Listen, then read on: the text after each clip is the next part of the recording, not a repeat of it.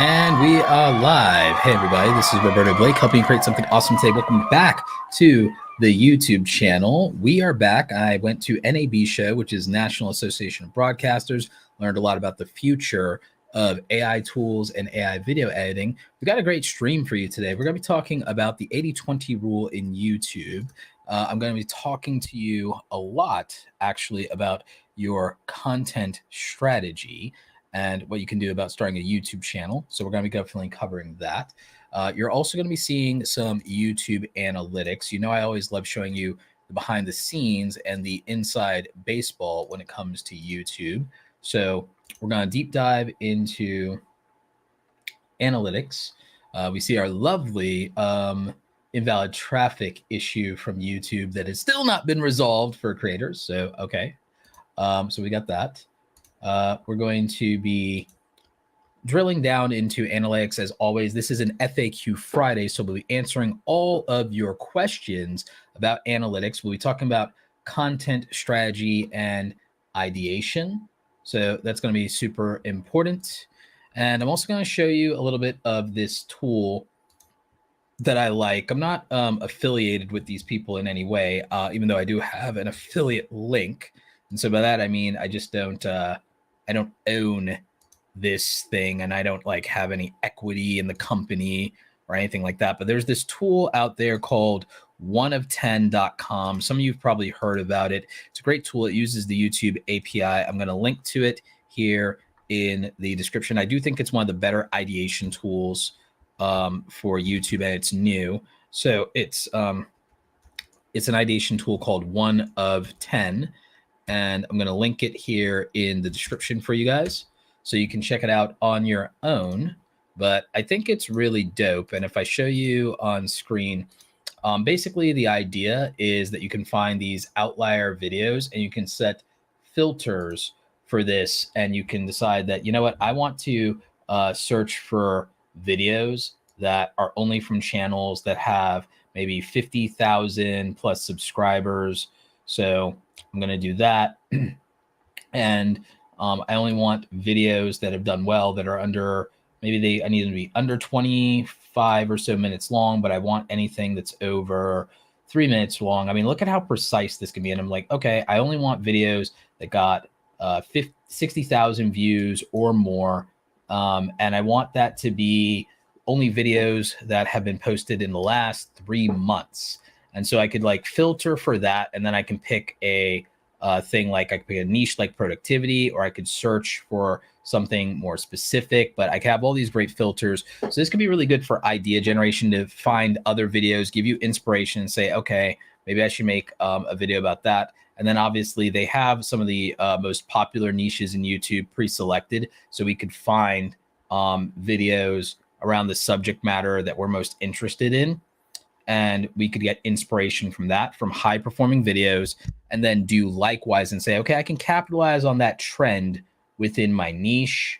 And so maybe that's something I would want to do. Like, oh, look at this. I tried Apple Vision Pro for 24 hours. Maybe it's that I lived in Apple Vision Pro for, 50 hours or 7 days or 30 days. And that would be a like outlier video. I mean, we're not going to get as many views as Sniper Wolf, but that could be a really good video for us if we were a small aspiring tech channel.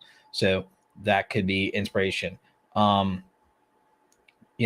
Berg with this one, inspiration here, even if it's not this type of video, even from a thumbnail strategy standpoint, that could be really cool to make a video the way that the thumbnail, the way that Dr. Berg has. And then we could also find similar topics like this. So, if we were in medicine or in sports medicine or anything like that, that could be like a really good idea. So like, you can see why this tool is actually pretty dope. So I've linked in the description. I dropped in the chat for you guys. It's just one example of one of the things we'll be going over. We'll be going over a lot of things. I've got some slides from you guys from one of my presentations, around growing YouTube channels.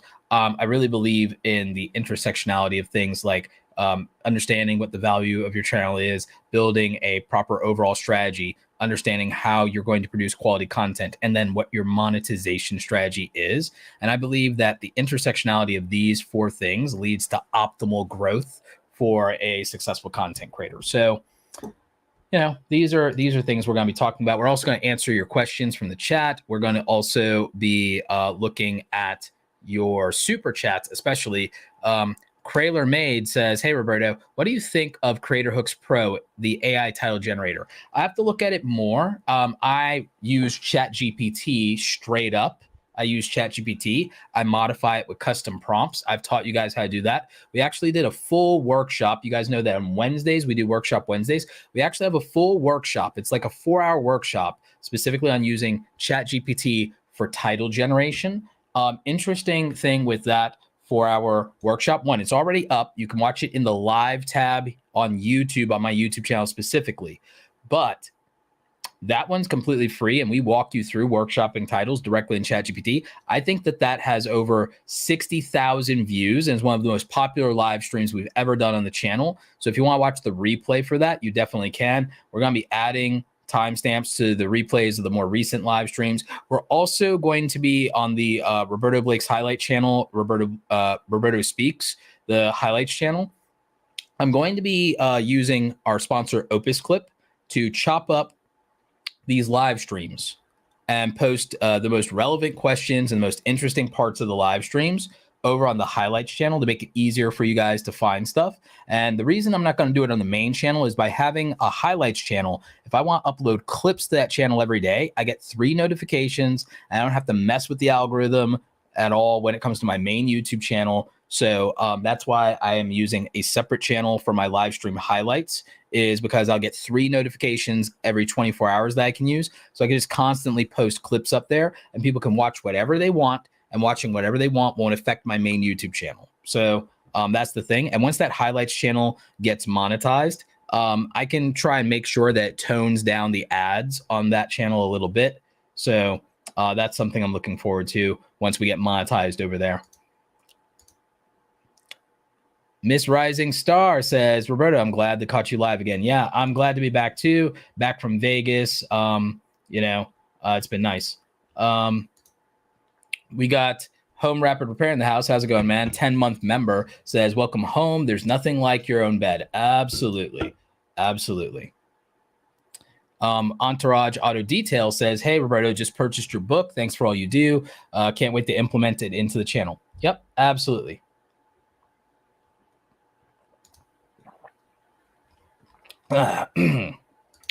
Really quickly, I want to say a big thank you to all of our wonderful sponsors. We got Streamyard in the house. We got our good friend Puddles over here. Streamyard is the simplest solution in live streaming. It makes it very easy and convenient for you to multi-stream on different platforms. Right now, I'm on Facebook Live. I'm on LinkedIn Live, YouTube Live, Twitch.com, and X.com, formerly Twitter. So it's really great that we can live stream to multiple platforms all at once with nothing to download, and that's because our good friends at Streamyard. As I said earlier, we are also going to be cutting things up and posting highlights to my highlights channel using OpusClip. We're also going to be making short form content on my Instagram and all of my other platforms. We're doing that because of our good friends at OpusClip, who also took me over to Vegas for NAB show. That's where I was, and that's why we didn't have Monetization Monday and Workshop Wednesday this week, was because I was in Las Vegas speaking at the National Association of Broadcasters, talking about the best AI tools for content creators and talking about the future of video editing. So I did a great panel with Renee Teely, also this great creator, Dylan, I'm forgetting his last name, and of course also Jim Louderback, former president of VidCon. He was on the panel as well. He was asking us the questions. And so it was really great to be out there. So shout out to our friends over at OpusClip for making it easy to repurpose content across multiple platforms. Couldn't do it without you guys. And again, this is going to be extremely helpful for anyone trying to grow multiple platforms. I think between StreamYard and OpusClip, that's probably the best way I could recommend to approach it. What I'll also tell you guys is this. When it comes to monetization, you saw it yourself that in my own YouTube studio that I'm still dealing with the same thing a lot of you are, that we've talked about, which is the invalid traffic issue on YouTube. And so AdSense isn't always reliable or guaranteed. Even when you're in the YouTube partner program, there are things that can happen.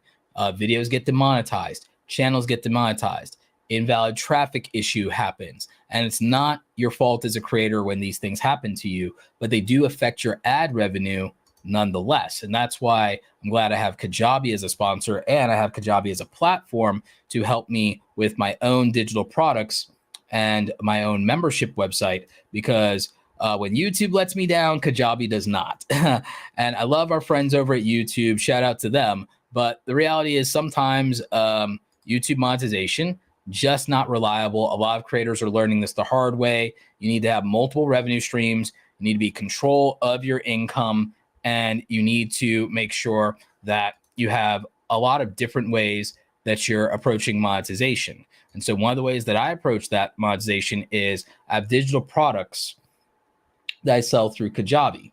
And for example, one of them is our Creator Blueprints product. It's a $9 digital download bundle that gives you the PDFs for my frameworks and systems that me and the creators within the Academy use to grow our brand and business and to understand different aspects of YouTube. We've talked about our thumbnail framework, the methods that we use for storytelling, the clarity framework to develop audiences. And we have basically over a dozen blueprints for success. And when we add new blueprints, you'll get lifetime access. It's literally a $9 product, you guys. So I'm going to link that in the description of the video. I'm also going to link it in the chat for you right here, so you guys can check that out. So it's the Creator Blueprints product. And there you go. And so, yeah, you could definitely check that out. So thanks to all of our sponsors, including Kajabi, making it easier for you to buy and sell, well, not buy, but sell digital products, and also to have your own membership website. So Dad says, hey, do you have gifted memberships on? You know what? I can check for you to see if I have gifted memberships on. That's a good question. That's a nice feature that YouTube added, very similar to Twitch. And yeah, I can check and see if I have that on. I don't know. I like to believe that I use every monetization option available to me, but sometimes I forget. Even like today, I had to turn monetization on for the stream. Otherwise, I actually kind of forgot to turn monetization on for the stream. But yeah, for memberships, I have to see if I have gifted memberships on. So let me check on that. Because maybe I do, maybe I don't.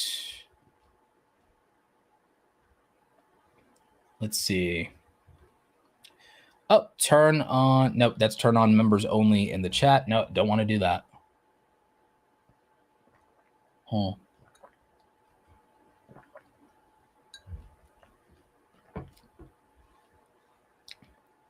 I'm not sure. I'd have to check to see if I have gifted memberships on, but I think I do. I believe that I have gifted memberships on, but I'd have to see. Oh, it looks like I do, because it looks like WG Mojo just gifted 1 membership. So thank you for that. Awesome. That's dope. Well, at least I know I have it on. But anyway, see, I just wanted to show you guys an example of something we do with Awesome Creator Academy. Also in strategy stuff, we're going to talk about, like what I said, with oneof10.com, and I can answer some of your questions about that. I'm going to link to all this stuff in the description, and I'll be dropping links throughout the chat for you guys. You know, I might go over some of the strategy stuff that we talk about with some of our Academy members. We've got Victoria from Contempo Coding. She's actually the market leader in her niche when it comes to medical coding on YouTube. So she got her silver play button. She's part of the Academy Hall of Fame, over 100,000 subscribers, about 148, I think. And she talks all about medical coding on her channel. Me and her have done several one-on-one coaching sessions together. She's also an Academy member. She pops in the live streams from time to time. So shout out to Victoria. Congrats again on getting over 100K subscribers.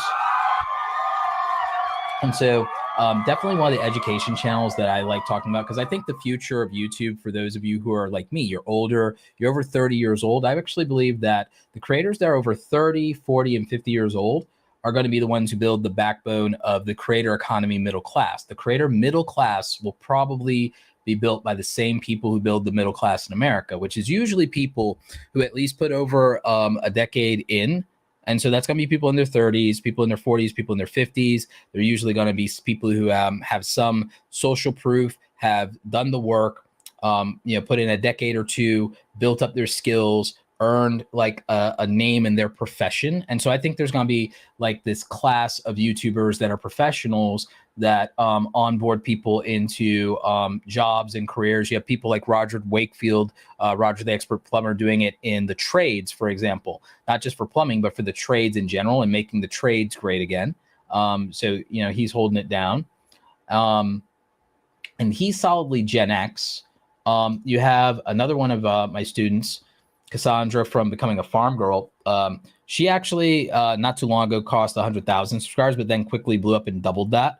And she's been just killing it.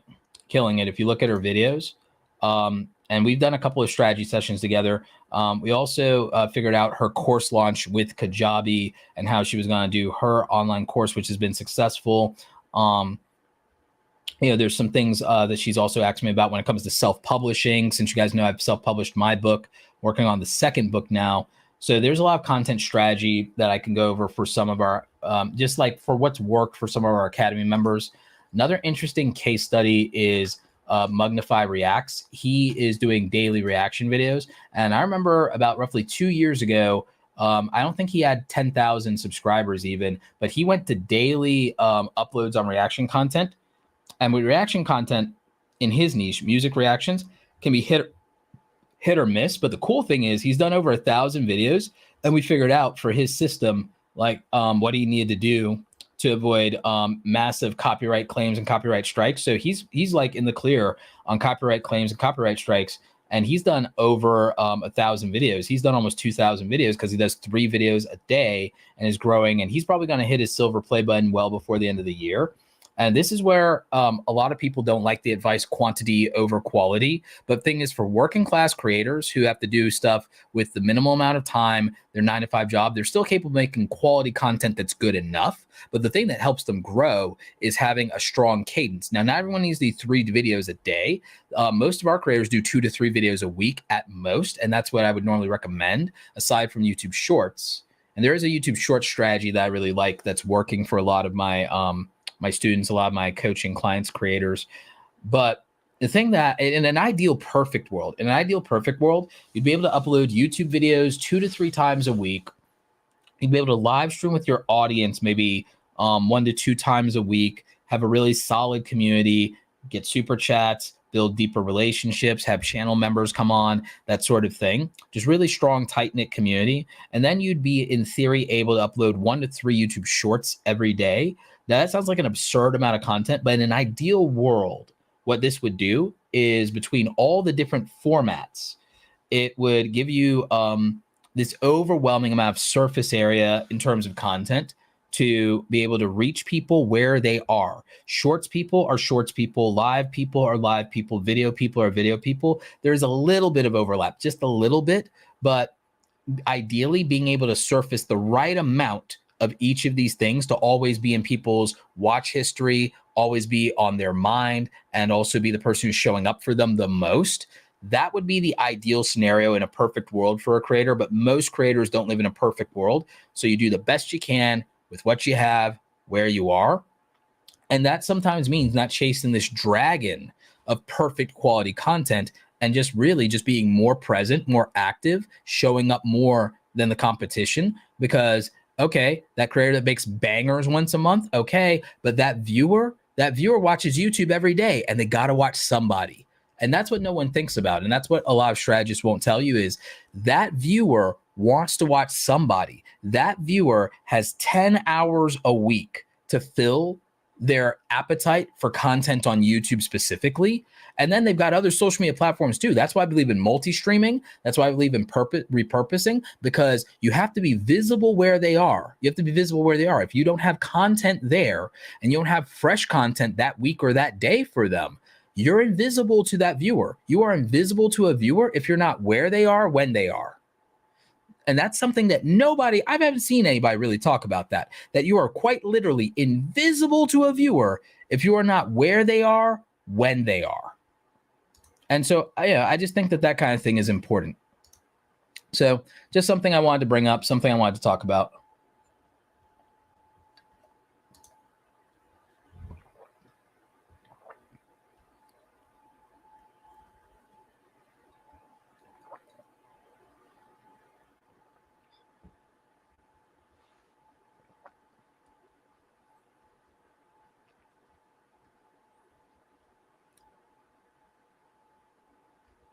Let's see.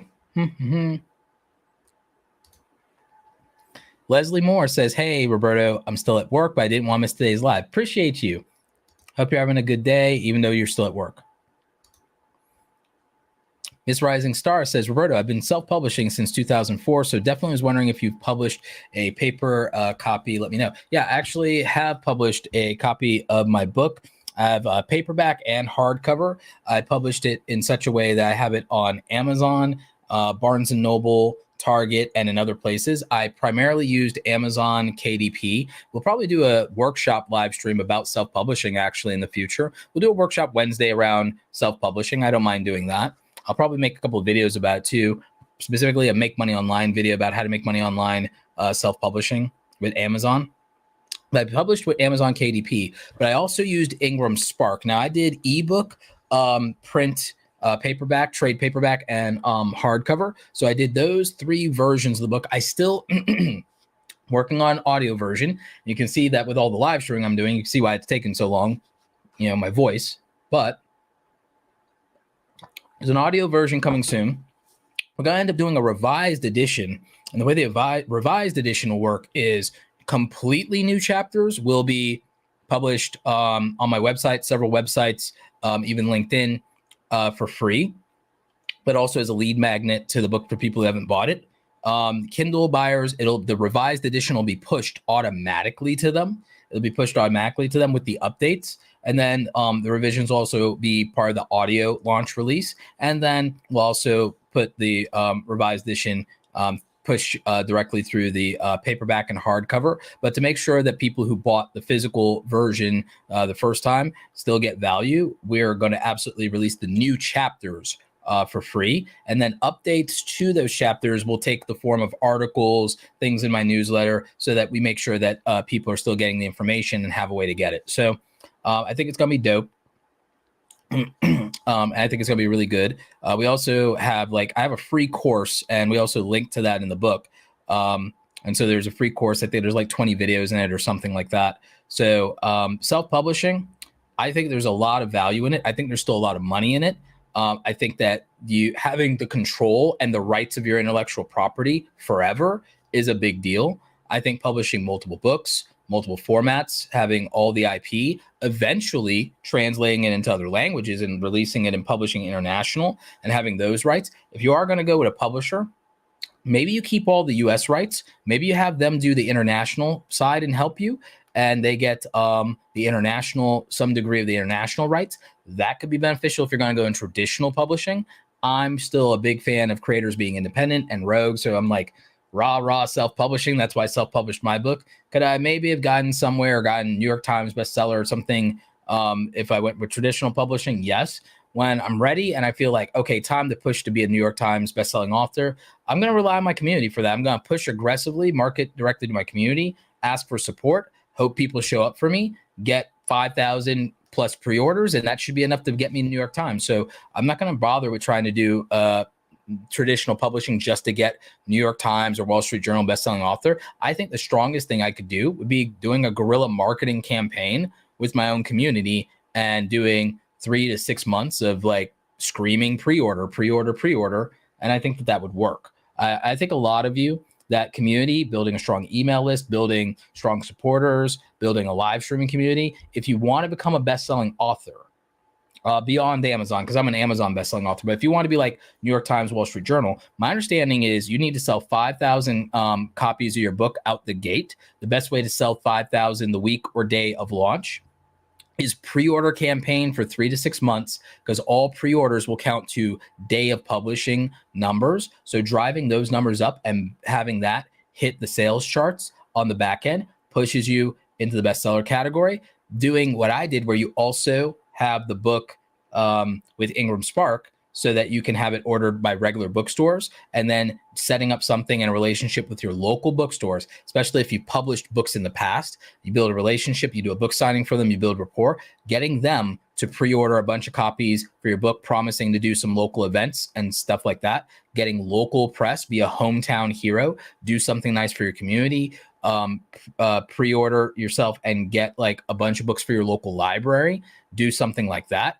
Do a whole thing where you do something really great for your community. If people pre-order the book and donate to the library and to schools, that can drive up your book sales tremendously for first week, first day, because of pre-orders.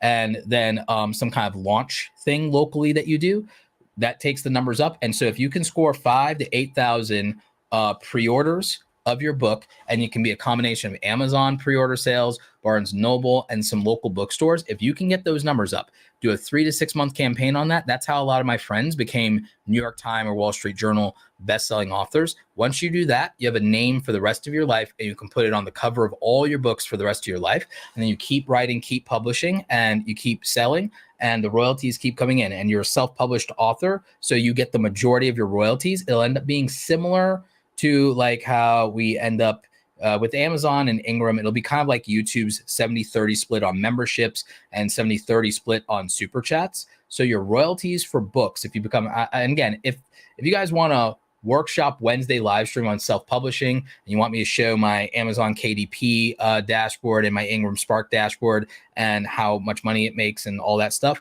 we'll do a workshop Wednesday on self-publishing. I can talk about this forever. It's so fascinating. And there's so many ways to make money with it. I can't wait to launch the audiobook, and then we could really nerd about strategy around audiobook stuff, because that prints money. Audiobooks print money. So many things you can do with it. There's so much stuff you can do with QR codes in your book to also use that to help grow the email list and sales beyond the book for something. If you have a program or you have something else that you want to do, or you want the newsletter so you can tell them about new opportunities. So integrating this stuff. And by the way, you see the problem with YouTube and the invalid traffic bug. Grow the bloody newsletter, for Christ's sakes. Like that's just cool. And I think that that's dope. And there's so much you can do with it. And I personally find it exciting. Maybe you guys think it's boring, but I love books. I've always loved books.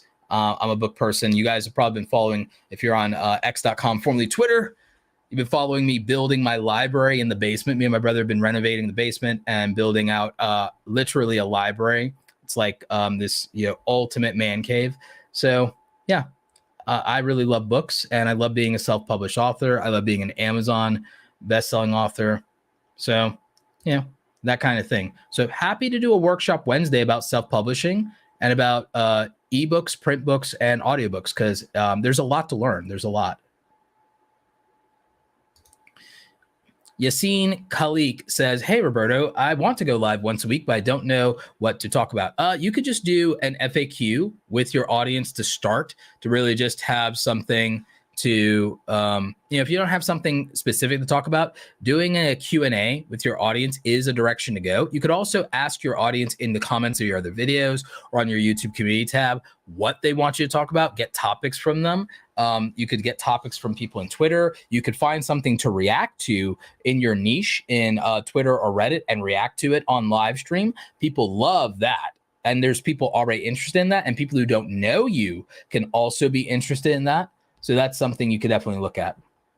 And we could talk live streaming strategies if you guys want. If live streaming is something you guys struggle bust with, we could talk live streaming strategies.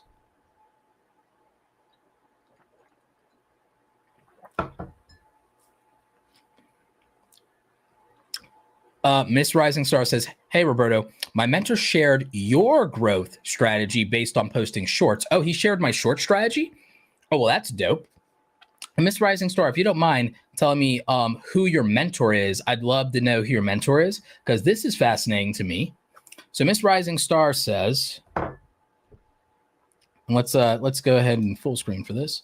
So Roberto, my mentor shared your growth strategy based on posting shorts. I've been posting every day and I've gained 100 subscribers since last month. I'm a baby YouTuber, but I'm excited. Interesting. So I'm really interested to know who your mentor is and also what they had to say about my strategy for posting shorts. For those of you not in the loop, I'll tell you guys one of my key strategies for shorts. I have not implemented this on my YouTube channel. We are doing it in the future. We're going to be running a massive experiment on my channel with 100 YouTube shorts, but I have to finish the filming and editing and clipping and all the things. We're running an experiment on my channel with 100 YouTube shorts. The plan and goal is to upload 100 YouTube shorts in 30 days. Now you see why it's taken a while to do this and why I don't post YouTube shorts, because we're going to blitz it. We're going to blitz YouTube shorts. We're going to post 100 shorts in 30 days. So that's going to be the problem. It's something I'm working on. I'm probably working on it with my brother. So it's a lot, right? But I'll tell you one of my strategies. One of my strategies for YouTube shorts is that we actually don't link out to a long form video. We use the related videos link instead of linking to a long form YouTube video. We push them to another YouTube short. And then we keep doing that. And our goal is to also create a series of videos that people could just binge watch and go, oh, I want part 14. Oh, I want part 15. I want part 3. I want part 7. We want people binging and going down rabbit holes and loops on just our own shorts. And we want to get them to stop scrolling. We want to get them to stop scrolling through the random shorts feed. And we want them watching our shorts. And the thing is, if they binge watch our shorts and they loop our shorts and they binge watch, we can get better, higher average view duration on session time for them, more watch time for them. And if we get them to do enough of it, it's like them watching a regular YouTube video. And then because they finished it and we're in their watch history more, we're going to get surfaced in their personal algorithm a lot more. And I've seen this. And by the way, if you want to test this, you don't test it first as a creator. The way you test this is you test it as a viewer. You test it as a viewer. So you can go to my shorts tab, or you can go to someone else's short test tab. And what you do is you watch their YouTube shorts all the way through to completion. And then you watch another short and you watch another one. You do this for about 3 to 4 of their YouTube shorts. Okay. If you do that, and then the next time you're on the YouTube homepage, you're going to see more of their content, regardless of whether it's shorts, live streams, or regular YouTube videos, a lot more for the next 3 to 7 days. It's going to show up much more often. And then if you click and you watch a video from that person for even like 4 or 5 minutes, and you can test this, you could even run it in the background.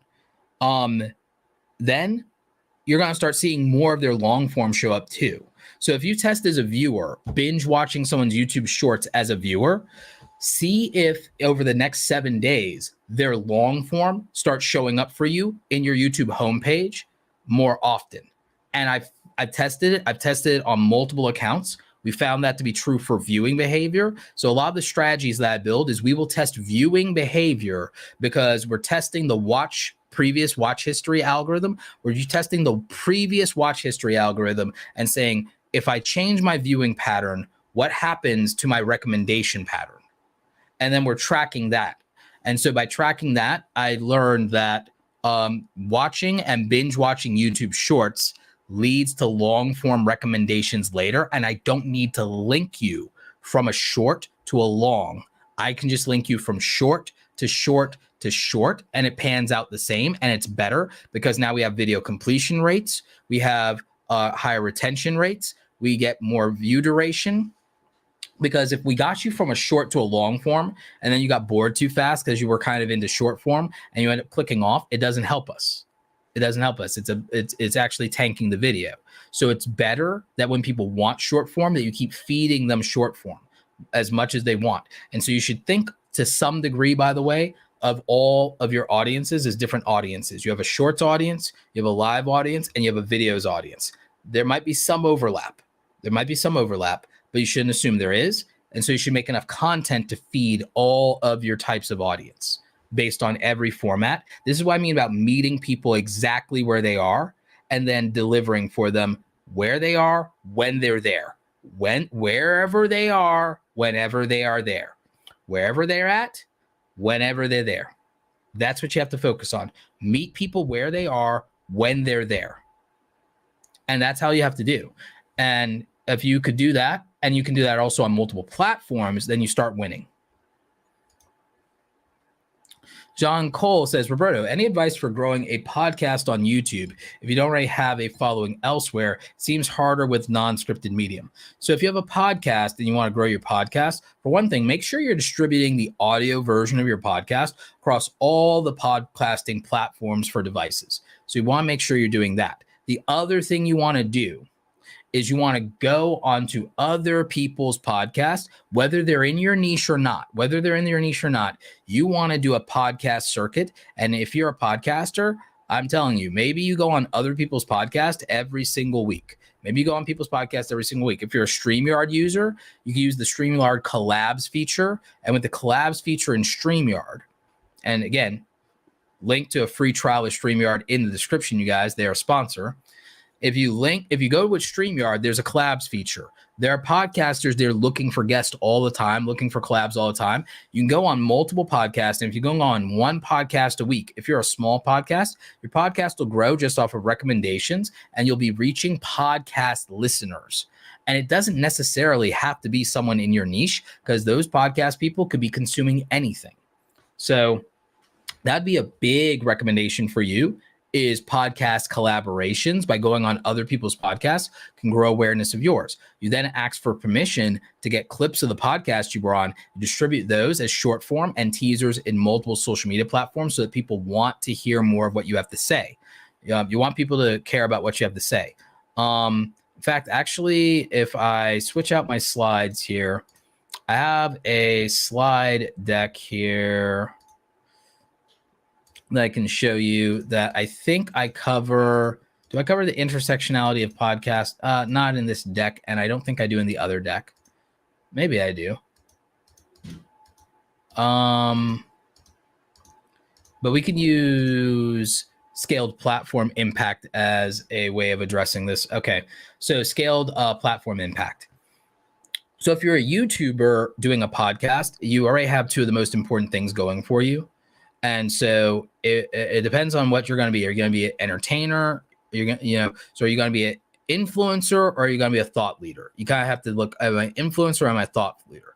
So if you're a thought leader and you're doing education style content, you care about x.com, formerly Twitter, and you care about LinkedIn, and you could still care about Instagram. You'll probably care more about LinkedIn, to be honest with you. And of course, you have your YouTube channel and your podcast. But if you were an influencer, let's say you had a comedy podcast, I would say you care more about Instagram and TikTok than you do Twitter and LinkedIn, right?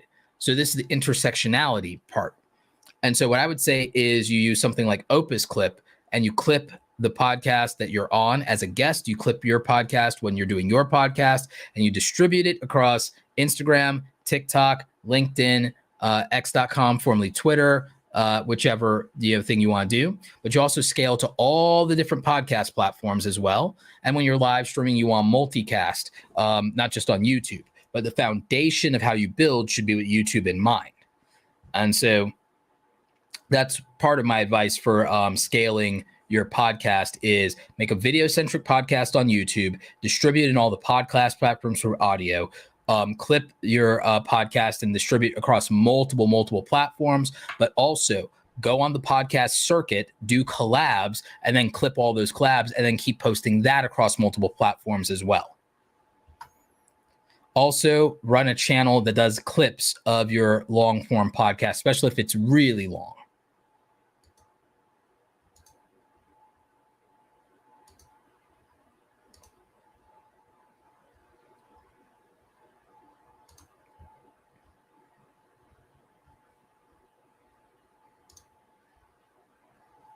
Yep, you guys are really digging the idea of Workshop Wednesday and a self-publishing workshop.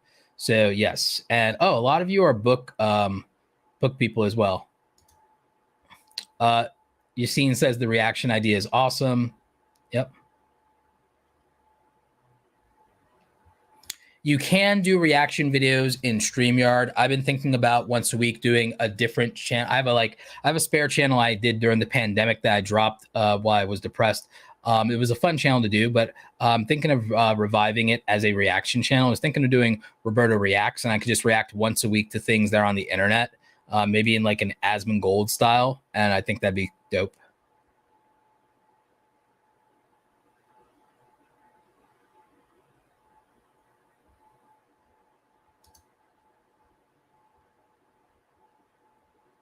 Oh, your mentor is Twana Yvette On Demand.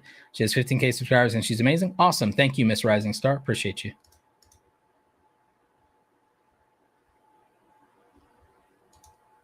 No playlist. No, I believe you should use playlist, but not for a short strategy. That's for a video strategy and even for a YouTube homepage strategy. Not necessarily shorts though, but you could make a shorts playlist, but it's not the primary strategy I'm thinking toward using. But I could always look at that and see if it's helping a lot of people.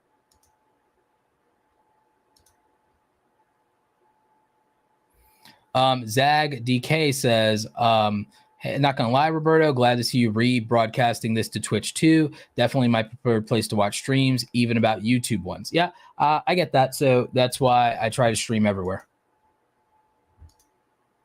Again, meet people where they are, my friends. Meet people where they are. So John Constantine, Reality and Theory and Practice, says, question, Roberto. I'm planning on switching to a politics and news genre. Oh, hang on one second, guys.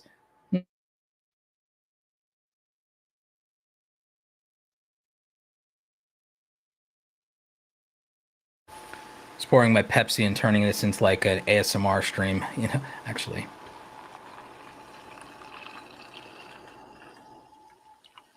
There we go. So there's your ASMR tingles.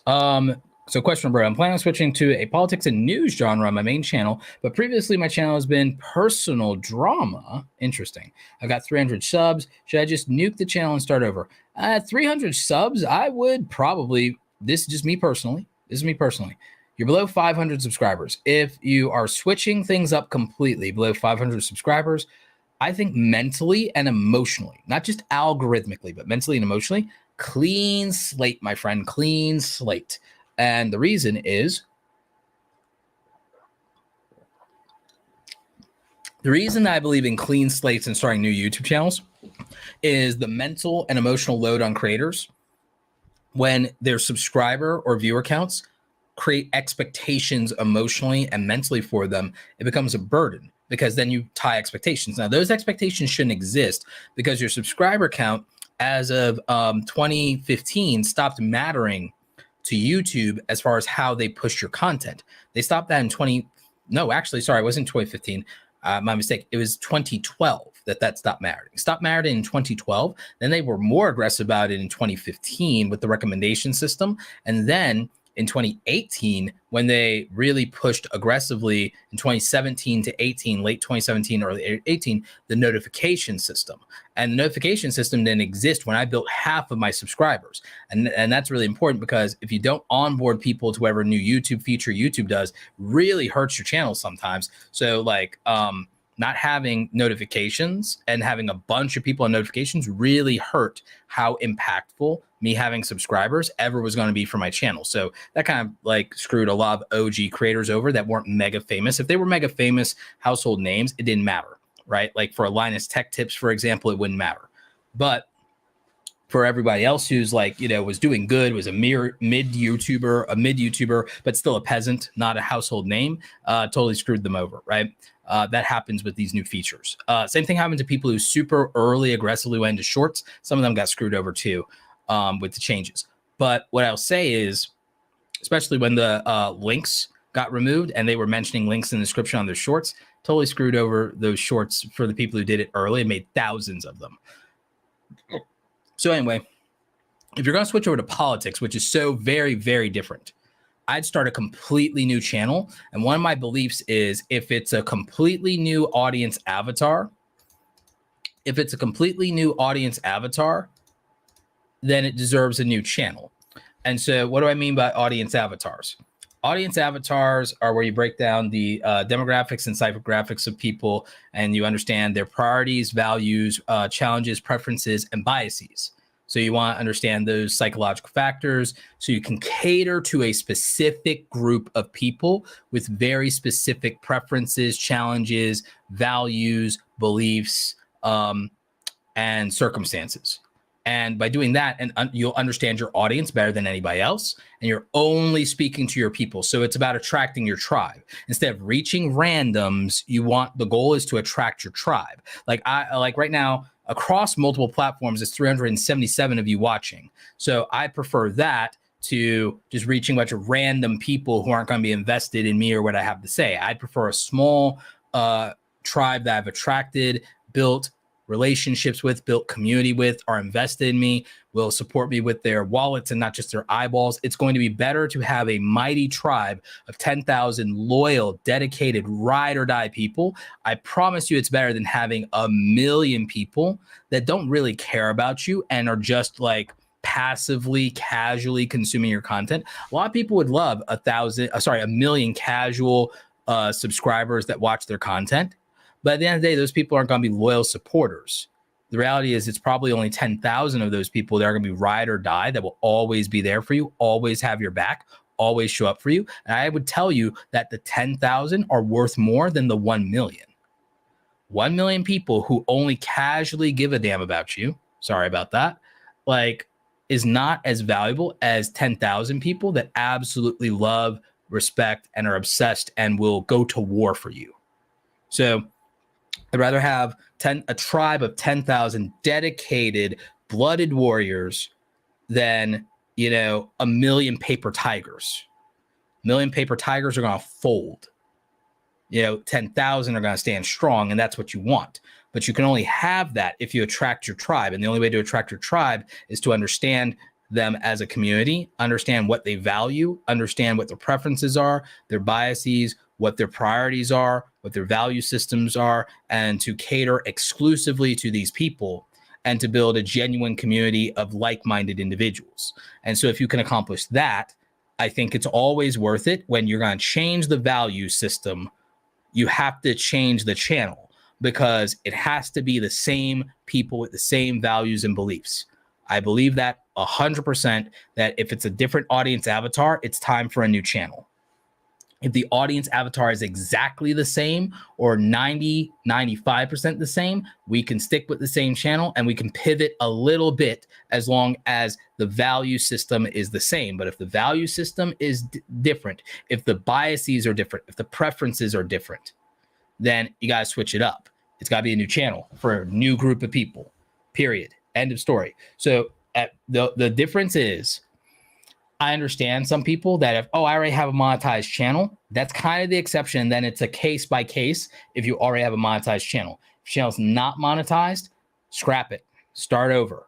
So that's kind of my belief on that. And it's backed by some pretty substantial evidence of how we work as human beings. So that would be my thought. So John, I hope that this helps you out, and I hope it helps anyone else who's wondering, when should they start a new channel? I will make a video about that. When should you start a new YouTube channel? I'm going to explain that when the audience avatar is different, the channel needs to be different too.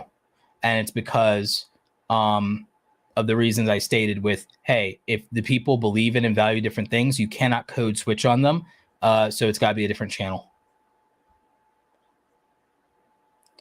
Can small creators start doing podcasts? Yeah, a lot of people start from nothing with podcasts. There's nothing that says you can't start a podcast.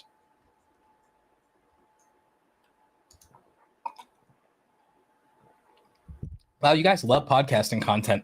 Well, I'm not surprised. You're long form live stream viewers, so of course you love podcasting. So Henny Holland says, I'm running a podcast on controversies about ancient history and unsolved mysteries. I love this idea. I love this. So that's dope. All right, so what's the question here? And we're going to switch to subscribers only mode. And you got to be subscribed to comment in the chat now, at least on YouTube. So running podcast, would I categorize that as YouTube education or entertainment? It's still history. So I personally would classify it as education, to be honest with you. I would still classify it as education. That's a good question. YouTube categories, YouTube categories can feel a little tricky for a lot of you, but I wouldn't get overwhelmed by this. I think that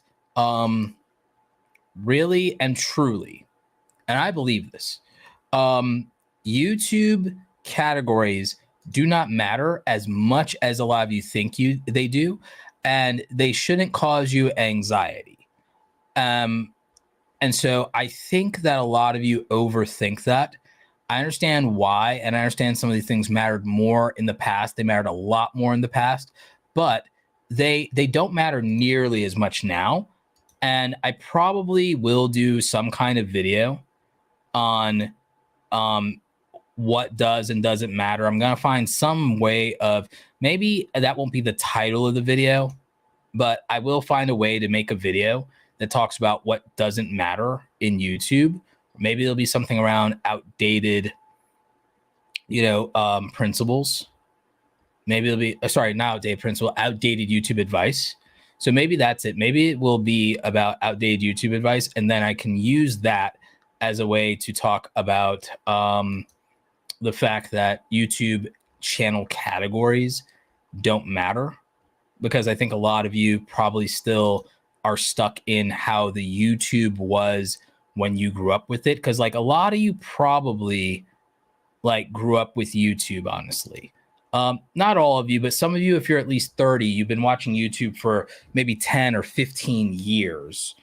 And therefore, you've been watching it since at least high school or college. So you more or less grew up with YouTube if you're at least 30. Those of you who are in your 20s absolutely grew up with YouTube. YouTube is about 19 years old now. So there's a very good chance that most of you at least watched YouTube at the end of high school or at some point in college, and it's been with you for a very long time, which means that you grew up with a version of YouTube that no longer exists, but it's probably the way that you still perceive YouTube. And what YouTubers used to do back then, what YouTubers used to say about growing channels from back then. And there's a lot of it that doesn't necessarily apply today. And I would say one of those things is definitely categories.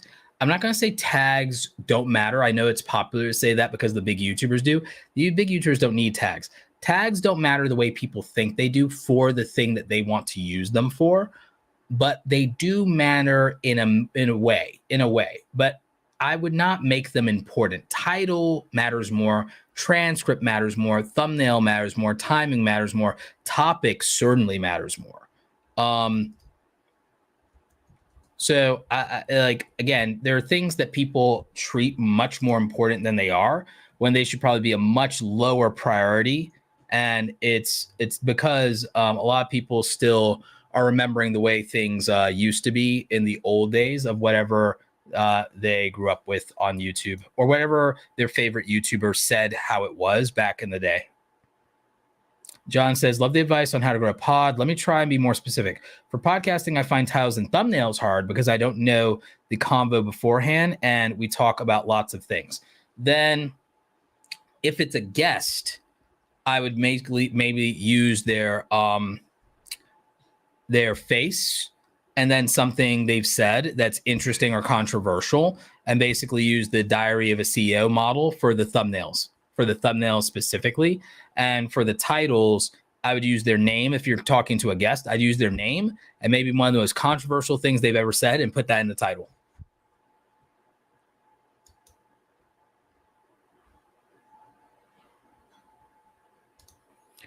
Yassine Khalik says, hey, Roberto, if I do a one-on-one, do you do a full channel audit and help me plan for the next 6 months? What can I expect during the call, and what should I prepare? This is a great question.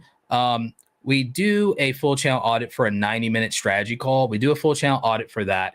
I answer any and all of the questions that you come with. When you order a one-on-one call with me, there's an intake form. So what happens is, if you go to awesomecreatoracademy.com and then you go to where it says coaching, and you decide you're going to book a 90-minute call with me, what happens is, and this answers Yassine's question, what happens is you pay and you book the call with me, and a couple of things happen. You get an email that tells you how to do the intake form with questions, and there's specific questions about your channel, and that just links to your channel, your goals, your competitors, what your greatest weaknesses are, what your greatest strengths are, what you want to accomplish, and so on, and some other specifics. And we fill out that intake form. I get that. I have time to do research in advance. I have time to prepare notes in advance. I have time to understand. Then we're able to get on a call. We're able to cut the small talk. We're able to dive right in. You have the option to show me your analytics or not on screen. You have the option to share your analytics with me through the backend permissions of YouTube on a separate account that I have that's just really mostly for that. Separately, it doesn't give me the ability to change anything on the back end of your channel. It's just so I can log in and see the analytics when I want to. And so that's optional. And then we get into the call. We dive into it. Not everything has to be analytics. We go over content strategy. My usual belief is that we should build pillars, content pillars. This is something I teach in the academy as well. We build content pillars so that you know what the structure of your channel is and what the value proposition of the channel is. Here are the things I offer, kind of like a store, kind of like a menu. Here's the menu. Here are the entrees. Here are the desserts. Here are the specialty drinks. Here are our cocktails. Here are side items.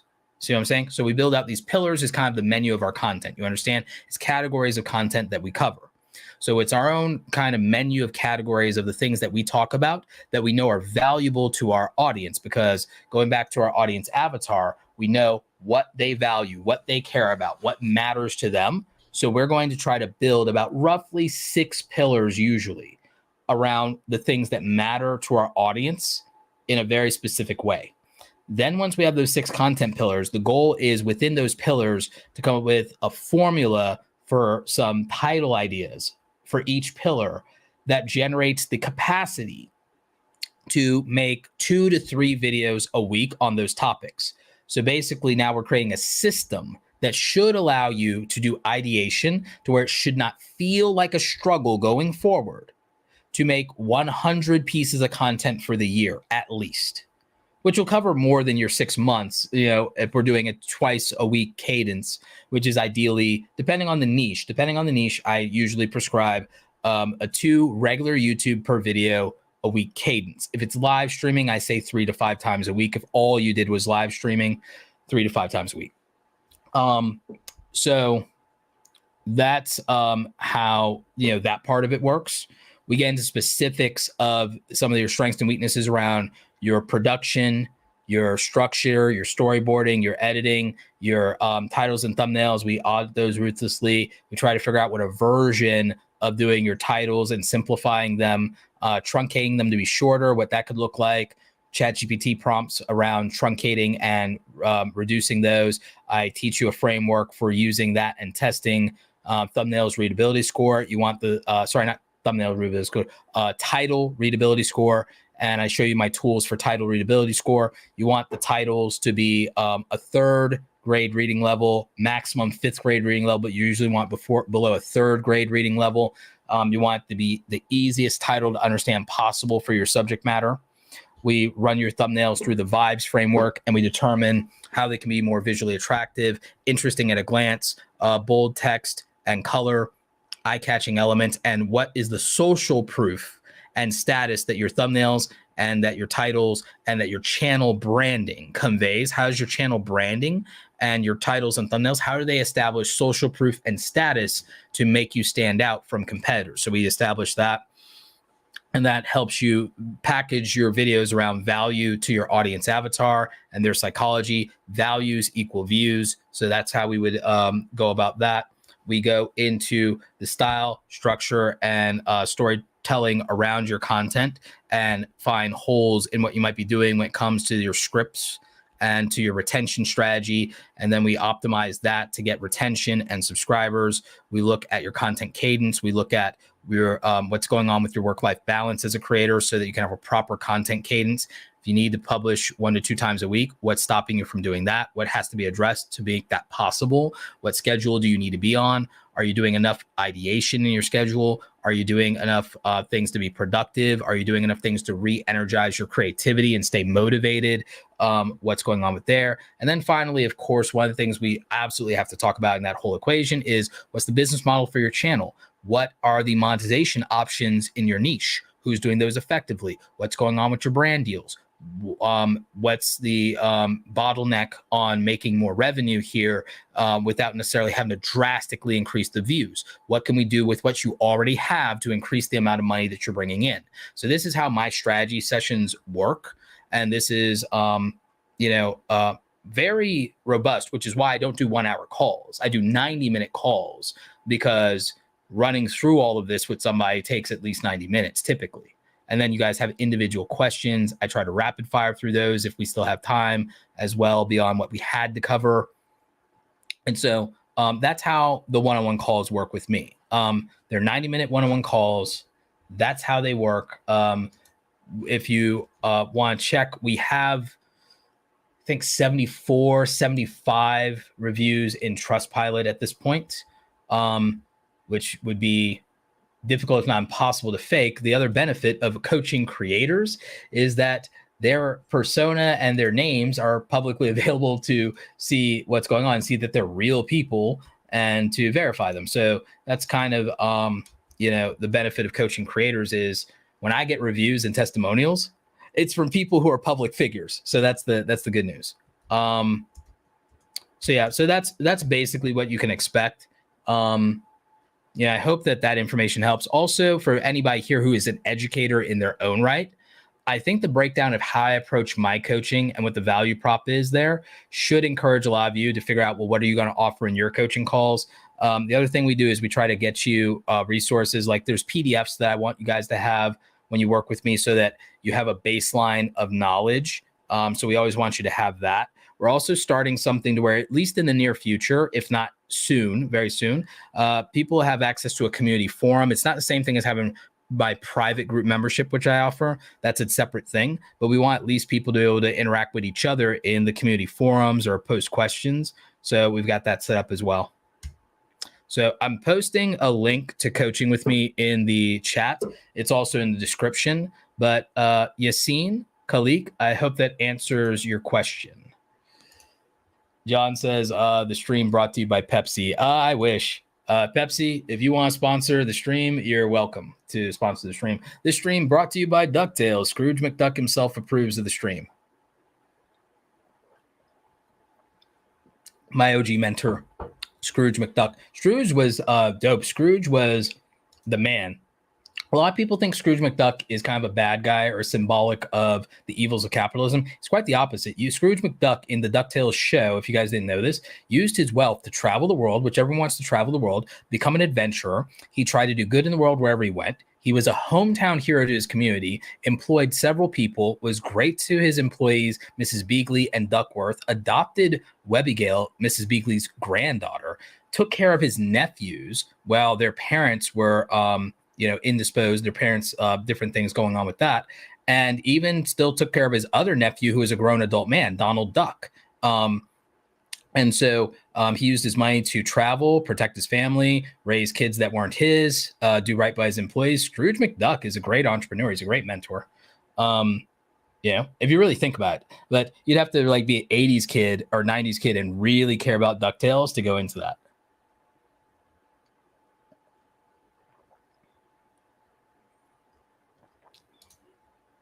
Truly, Zolfo says, question, Roberto, I haven't uploaded for a whole year. I want to take YouTube seriously this time around. How often should I be posting? Niche is motherhood and lifestyle. Thank you. For yours, as long as it's right size in your life, since you have kids, I would say 2 to 3 times a week for lifestyle content is the good cadence for YouTube. But you should also pair that. You should also pair that with Instagram content. And the Instagram content should be, for you, your Instagram content should be daily Instagram stories and as many reels as you can post. Daily Instagram stories, as many reels as you should post, and you should promote your Instagram in your YouTube content and in your YouTube community tab. And you should let people know that you have an Instagram, and for more behind the scenes, more intimate access to you about lifestyle and motherhood, go follow you on Instagram. So you want to do that. You also want to duplicate that to TikTok, and possibly duplicate that to Snapchat.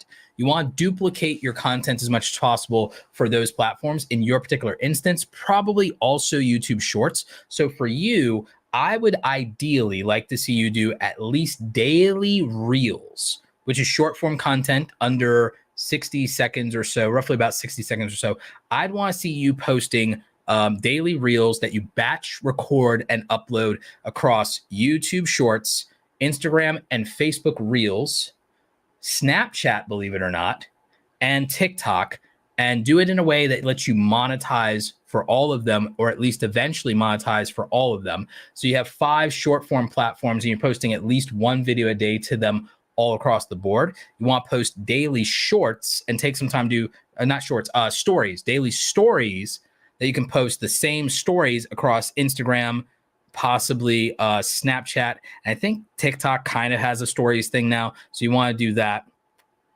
And you can still even in theory, stitch those together. And then maybe, I don't think you need to post to x.com/Twitter in your case, but you could if you wanted to. And then what I would do is for your regular YouTube content, post either 1 really solid video a week or 2 videos a week if you can as a cadence.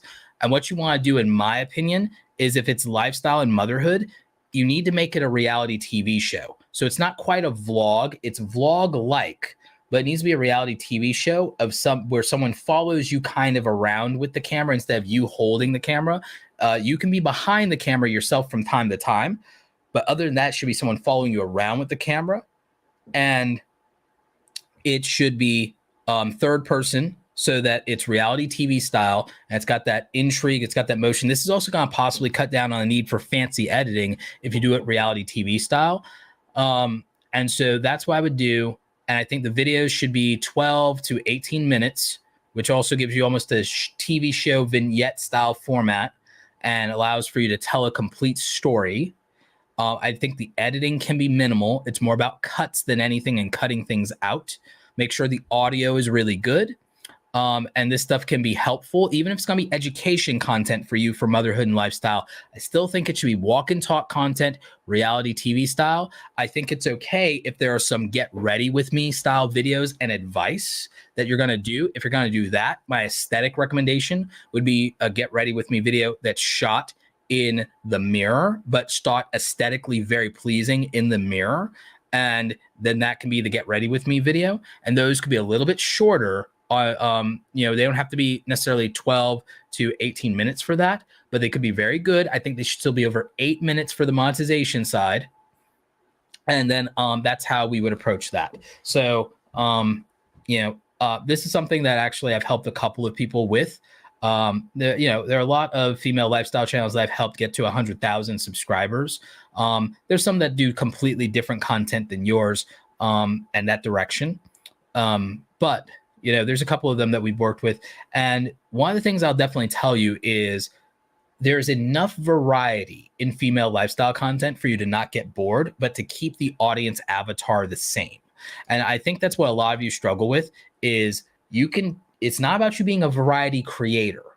It's that the variety should only be what will still appeal to the exact same audience avatar. And it's just variety of the type that person will accept and preference. So it's about preferences and it's about biases and it's about what this person values. And so you have to understand the variety is fine if the value is consistent for the audience avatar.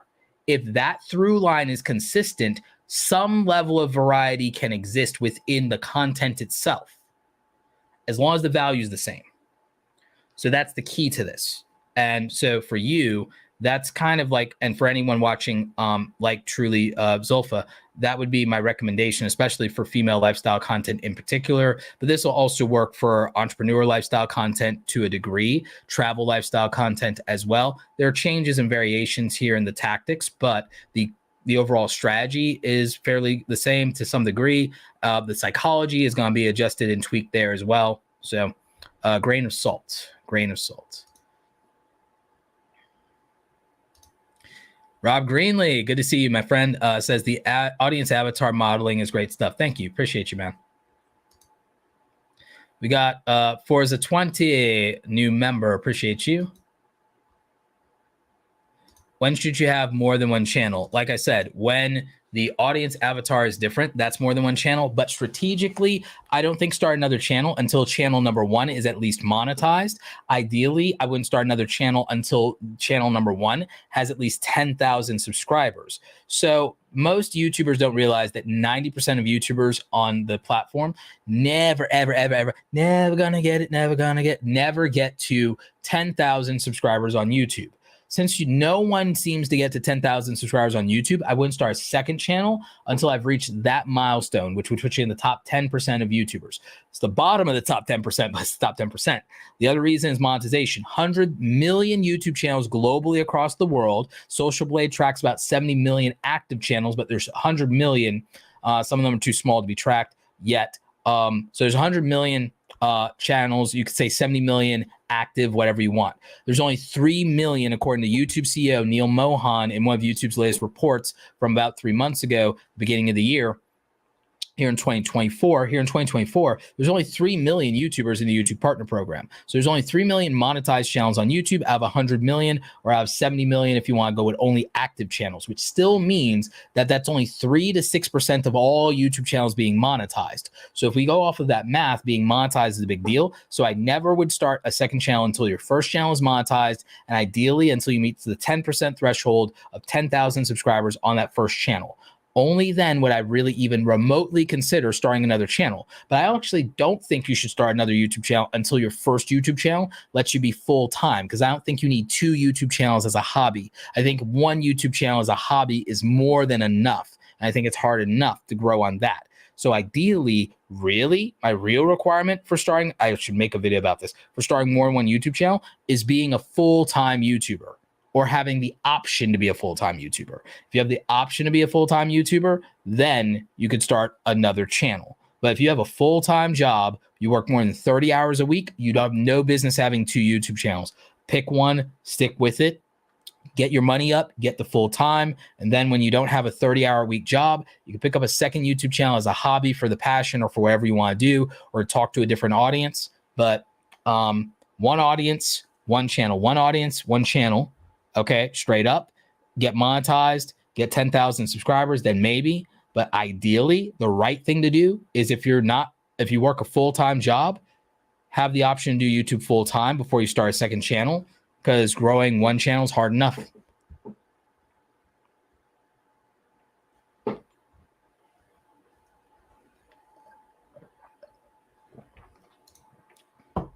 Son of Will says, any tips from going from text-based video content, from text-based content to video?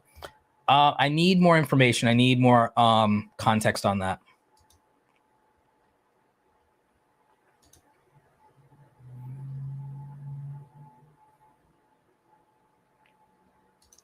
So Sam's World says, Roberto, do you think it's possible to monetize a reaction music channel in less than a year by creating 5 videos a day every day? Sam, actually, I would only probably do 3 videos a day every day, because you only get 3 YouTube notifications within a 24-hour period. Now, to some degree, if you're smaller and you're trying to grow, then I think notifications and subscribers could help you at the very, very, very, very beginning, but not after you get monetized, not really.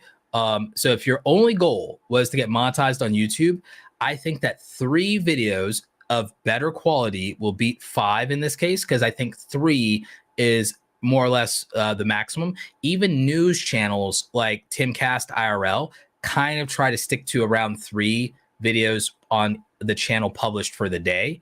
5 is fine if you were a bigger YouTuber and people are obsessed with you and searching for you, but as a small channel, 3 is where I'd tap out, my friend. I'd tap out at 3, and that's about where I think you should be.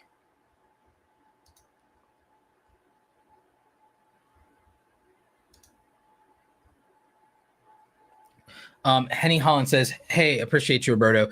Thank you for the clarification. If I do live stream on both horizontal and vertical, is there a cutoff duration for the vertical? Not at all. There's no cutoff duration for vertical streaming. We know this and we've tested this. I have some creators who play Clash Royale, which is a vertical mobile live stream video game. I coach some creators in a partnership with AMG and Supercell. So a bunch of gaming creators. I probably coach like 40, 50 gaming creators a year, actually. And what we've seen. And one of the creators getting like on the vertical, one of the creators switched to vertical live streaming, is doing like 100K views per stream now. So that's amazing. And so, yeah, we know that there's not really an upper cutoff limit on the vertical live streaming. It's the same as regular YouTube. At least in terms of the vertical, the time cutoff, it's getting more reach, I would argue, right now with the vertical.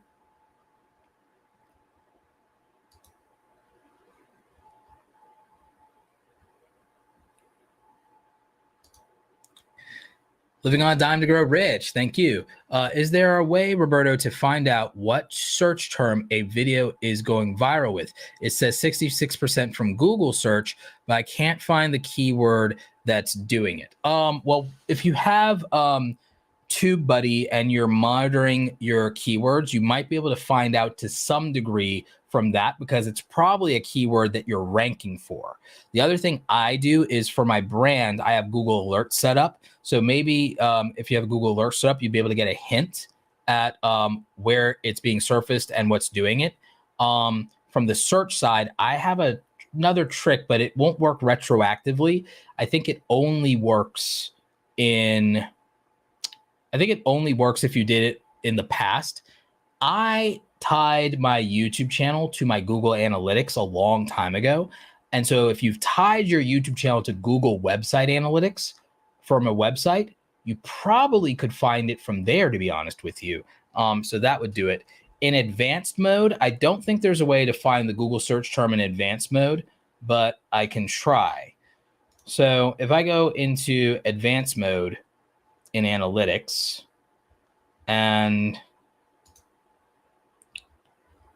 I go to external and then Google search, I can't pull the individual from here. So I think the only way is if you have Google Analytics, website analytics tied to your YouTube channel on the back end, which is something some of us older legacy YouTubers did back in the day as OGs. So you may have done that, especially since I know you've worked with Daryl before. It's possible you've done that. That'd probably be the only way I could think of finding out which Google search term is blowing up a video.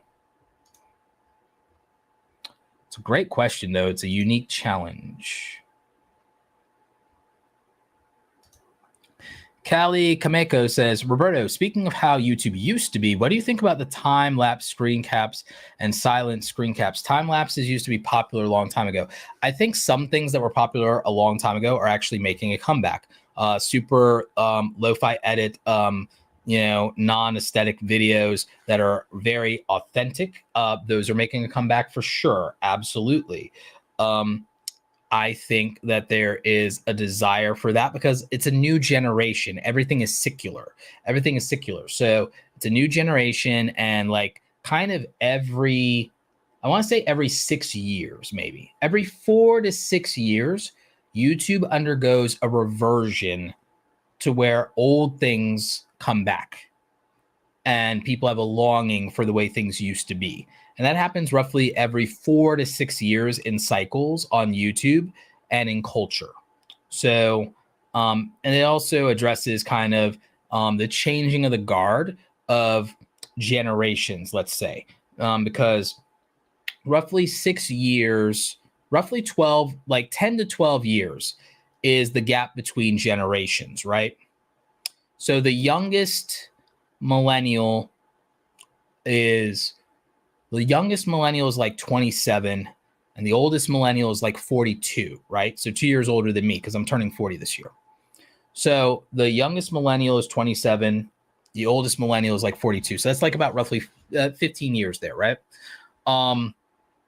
The oldest Gen Z is 26, and the youngest Gen Z is 14, I believe. Okay. So there's a lot of culture that happens in the 6-year median between a generation. There's a divide. Elder millennial, younger millennial. The pathology of somebody that's 35 is different than the pathology of someone who's 27, even if they belong to the same generation. So elder millennial versus younger millennial, right? That being said, With that in mind, I want you to realize that because of this dynamic, that by the time someone's old enough to appreciate the thing that their older brother or sister could appreciate, that's where the nostalgia and the desire for that thing to come back to life really comes from. So that's why you could look at, somewhere between 4 and 6 years cycle of trends coming back after about 4 to 6 years, and people longing for that thing, or even after 10 to 12 years, things coming right back and people going, oh, I have a nostalgia for that thing. I love that thing. And let's bring it back. Or, hey, I missed out on that thing last time around. So now I want to experience it just like the generation before. So you have that happen in like 4 to 6 years, 10 to 12 years intervals. You're having it right now with the WWE. A lot of people don't realize that you're having that with the WWE and kind of the longing for things that happened in the Attitude Era if you're a wrestling fan. So you have things like that. So I believe that a lot of the content that was popularized in YouTube in, let's say, 2016, for example, 2016, 2014, a lot of things from that era of YouTube, which was my peak era kind of YouTube, well, me as a creator, not as a consumer, but as a creator, a lot of that's coming back. And things from the era I enjoyed the most in YouTube, which is probably as a consumer, I enjoyed 2018 through 2012 as a consumer probably the most. Maybe even up to 2013. I loved like Freddie Wong's stuff, Mika Kitty. Who else was like popping for my stuff back then? There's a lot of this content that is like lost to time, right? And I see versions of that content now coming back with a vengeance. And I'm enjoying seeing that these things are coming back. And so it's great. And I think that every generation has their version of a creator, right? I feel that for Gen Z, Ryan Trahan is their Casey Neistat. I really believe that. I believe that Ryan Trahan is Gen Z's version of Casey Neistat, because you can make the argument that Ryan Trahan is YouTube's great storyteller for his age, whereas Casey Neistat was the great storyteller of YouTube for Gen X and millennials. Gen X and millennials in love with Casey Neistat and his content. Great guy. Met him a couple of times. And still need to do that interview. And what happened was, so he's Gen X's and millennials storyteller in YouTube. Gen Z and Gen Alpha's storyteller of YouTube is Ryan Trahan for the most part. So I would say that that's a thing. Okay. When it came to over-the-top content, it wasn't giveaways and challenge videos, mind you, but over-the-top, high-quality, larger-than-life content was Freddie Wong back in the day. Now it's Mr. Beast, obviously. It's Mr. Beast, so on. The videos that Eric does, you could argue Eric is the new David Dobrik. Eric is the new David Dobrik. So I believe that.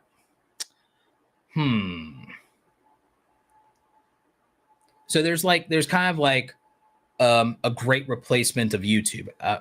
Actually, I can't say that. It's like the framing is right, but that's a conspiracy theory thing that people talk about or whatever. So that YouTube, don't flag this video. Leave the monetization on YouTube. I'm talking about your platform here. I'm not talking about the broader world. I'm just saying that YouTubers always have a successor, let's say. They always have a successor, a spiritual successor who comes in and it's like, you're the new this. You're the new that. And so if you look at it, you could take David Dobrik and go, the successor to David Dobrik is Eric. The successor to Casey Neistat is Ryan Trahan, and so on and so forth. So you kind of get where I'm going with that. PewDiePie's successor, if not in content style, but in spirit, is Mr. Beast.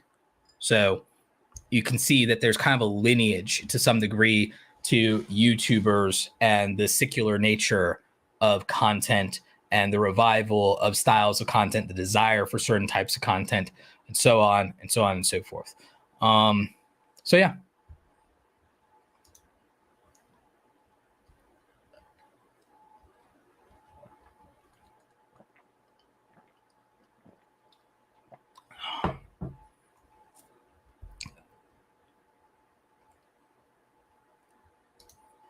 Yep, DuckTales was elite, King Casper. Appreciate you. Launchpad McQuack, absolutely.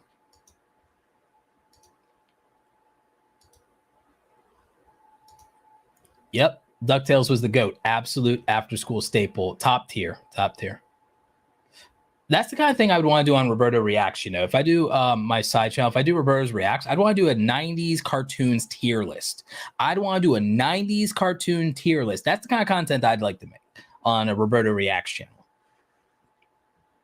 Yeah, for mom content, absolutely. Pinterest has a role to play. I would agree with that. Bottom line with booze says, hey, Roberto, I focus on mental health awareness for minorities. 2.6K subscribers since starting a year ago. That's actually good for a year. That's good for a year for a new creator. I have a small, loyal group of followers, but I'm at a standstill. Any advice?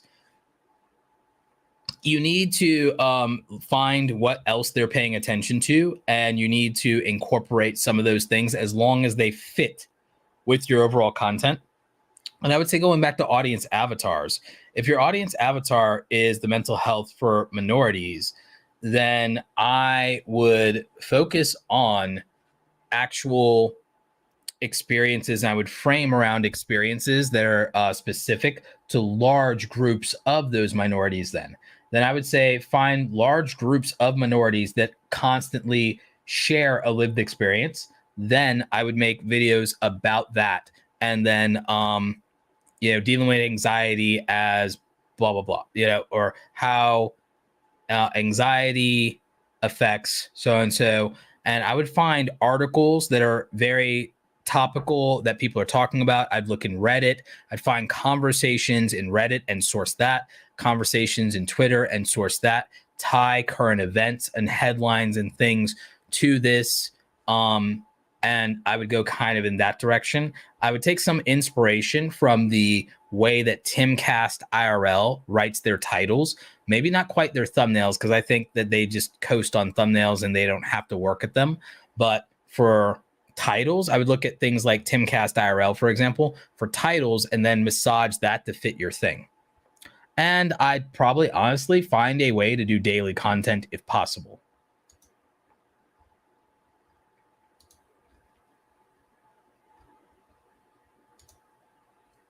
Five Surge AI says, hey, Roberto, I have a big following on Twitter, 200,000 plus followers. Oh, congrats, man. Appreciate you. But a brand new YouTube channel. Should I be promoting on Twitter or let the YouTube algorithm do its thing to find my audience here? It depends, Five Surge AI. If you have a business and you have products to sell, oh, yeah, I promote on Twitter, get people more active, help get people to the content. However, if not, and it's purely a content play, I'd let the YouTube algorithm take the wheel. Now, where I differ from some strategists is they're like, oh, yeah, absolutely. Never push external, YouTube only. I don't care about the YouTube algorithm, to be honest with you. I'm a business guy. A view is a view. I don't care where it comes from. A view is a view. So I don't care where it comes from. A view is a view. Someone watching my content, caring about my content, someone investing in me. It's a win no matter where it happens. So I don't care if a view comes from YouTube or an external source. Don't care. You even saw it with Living on a Dime to Grow Rich with their channel.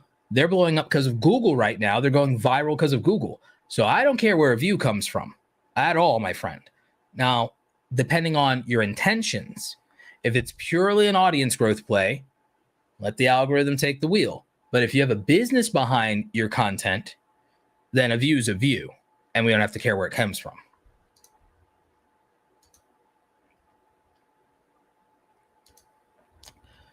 Lois Lorena, how's it going? Oh, sorry, Lenora. Sorry, mispronounced there. $5 super chat. I have good video quality. Just noticed my audio is no bueno once uploaded. Do you think improving the audio quality will help with retention? Improving audio quality always is a win. It's always a W. Definitely improves retention. Absolutely.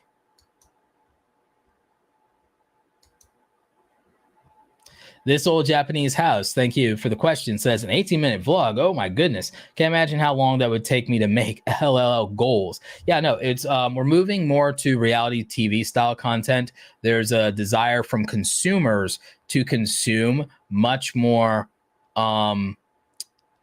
high quality IRL style content that feels relatable, but also impressive. So that's a whole thing.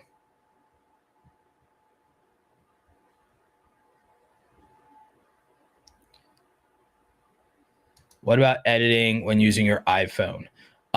For most people, to be honest with you, the best thing they could do is edit on a bigger screen. I would say edit on an iPad, or at least an iPad mini, and not an iPhone. I just feel like it's too restrictive, and I think it takes longer. I think it's also really uncomfortable for your hands, if I'm being honest. I'd recommend you at least try to edit on iPad if you want to be a mobile creator. How much weight do you give the audience avatar concept? I think it's everything. I think there are people that the reason they're dismissive of it is their favorite YouTuber seems like they're an absolute natural, someone with natural intuition, high emotional intelligence, charisma. Those people do this without thinking. People with extraordinarily high emotional intelligence, great intuition, thoughtfulness, high in conscientiousness, high in openness, and extroverted, those people do this without thinking. Their brain does all of this audience avatar stuff without a second thought. And that's how the popular kids become the popular kids. Okay. And that's how they become more attractive than other people, even without looks. That's how it works. There's some tweak of their brain chemistry to where they're an absolute natural at this. And sometimes people who are absolute naturals make something look much easier than it is. And then when us mere mortals and peasants try to do it, we struggle bus, and then we think that we're inferior and we think there's something wrong with us, is because these people who have a natural ability, who don't have to even think about it, they just have that innate ability inside of them to be the life of the party, to be the popular, happy, shiny person, to be that magnetic personality. This is just who they are. They couldn't turn it off if they tried. The rest of us have to work at this. The rest of us have to think at this. The rest of us have to train. So I give a lot of weight to this. I give absolute weight to this. And the thing is, I know that it works. But the thing is, a lot of successful YouTubers, they don't believe in strategy. They don't believe in a lot of these things because what other people have to work for is God-given for them. So in their mind, it's not complicated. It's not difficult. It doesn't require any kind of education or practice or training. It just is go out and start and work hard and show up all the time. And those things do matter. Don't get me wrong. I just think that's very hard sometimes for people who are naturally gifted to perceive the world through the eyes of someone who isn't as talented. So that's kind of like a big thought I have. And one of the problems with YouTube is the algorithms of YouTube and social media show us the most popular, happy, shiny, most talented people all of the time. And it makes it look like it's normal when it's really not. So that's my thought. Veteran Biker, yeah, I saw you DM'd me an X. Hey, Roberto, is there a coupon code for a coaching call? I DM'd you on X, looking to take next step. Currently at 126K subs. I can look around and see if we have something, but I'll tell you the truth, Veteran Biker, time is the thing I don't usually discount on. I'll discount on my digital products, usually not my coaching calls, because I usually do not lower the rates on my time and the value of my time because it's a boundary that I set. So that's how that works out usually. So we do offer something for that, though, to members of Awesome Creator Academy and the Pro Group who've been members for at least a month. We offer them something there. But yeah, usually I don't discount on my time.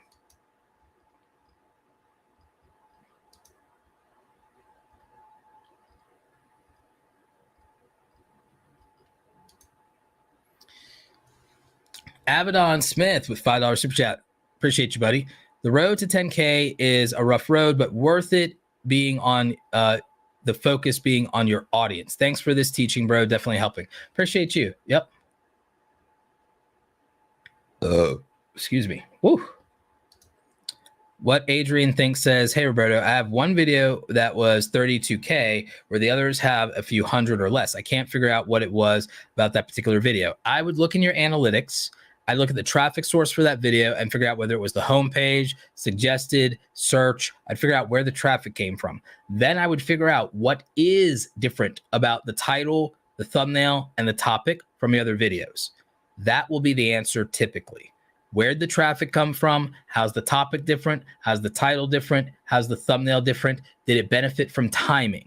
Those answers usually decide that.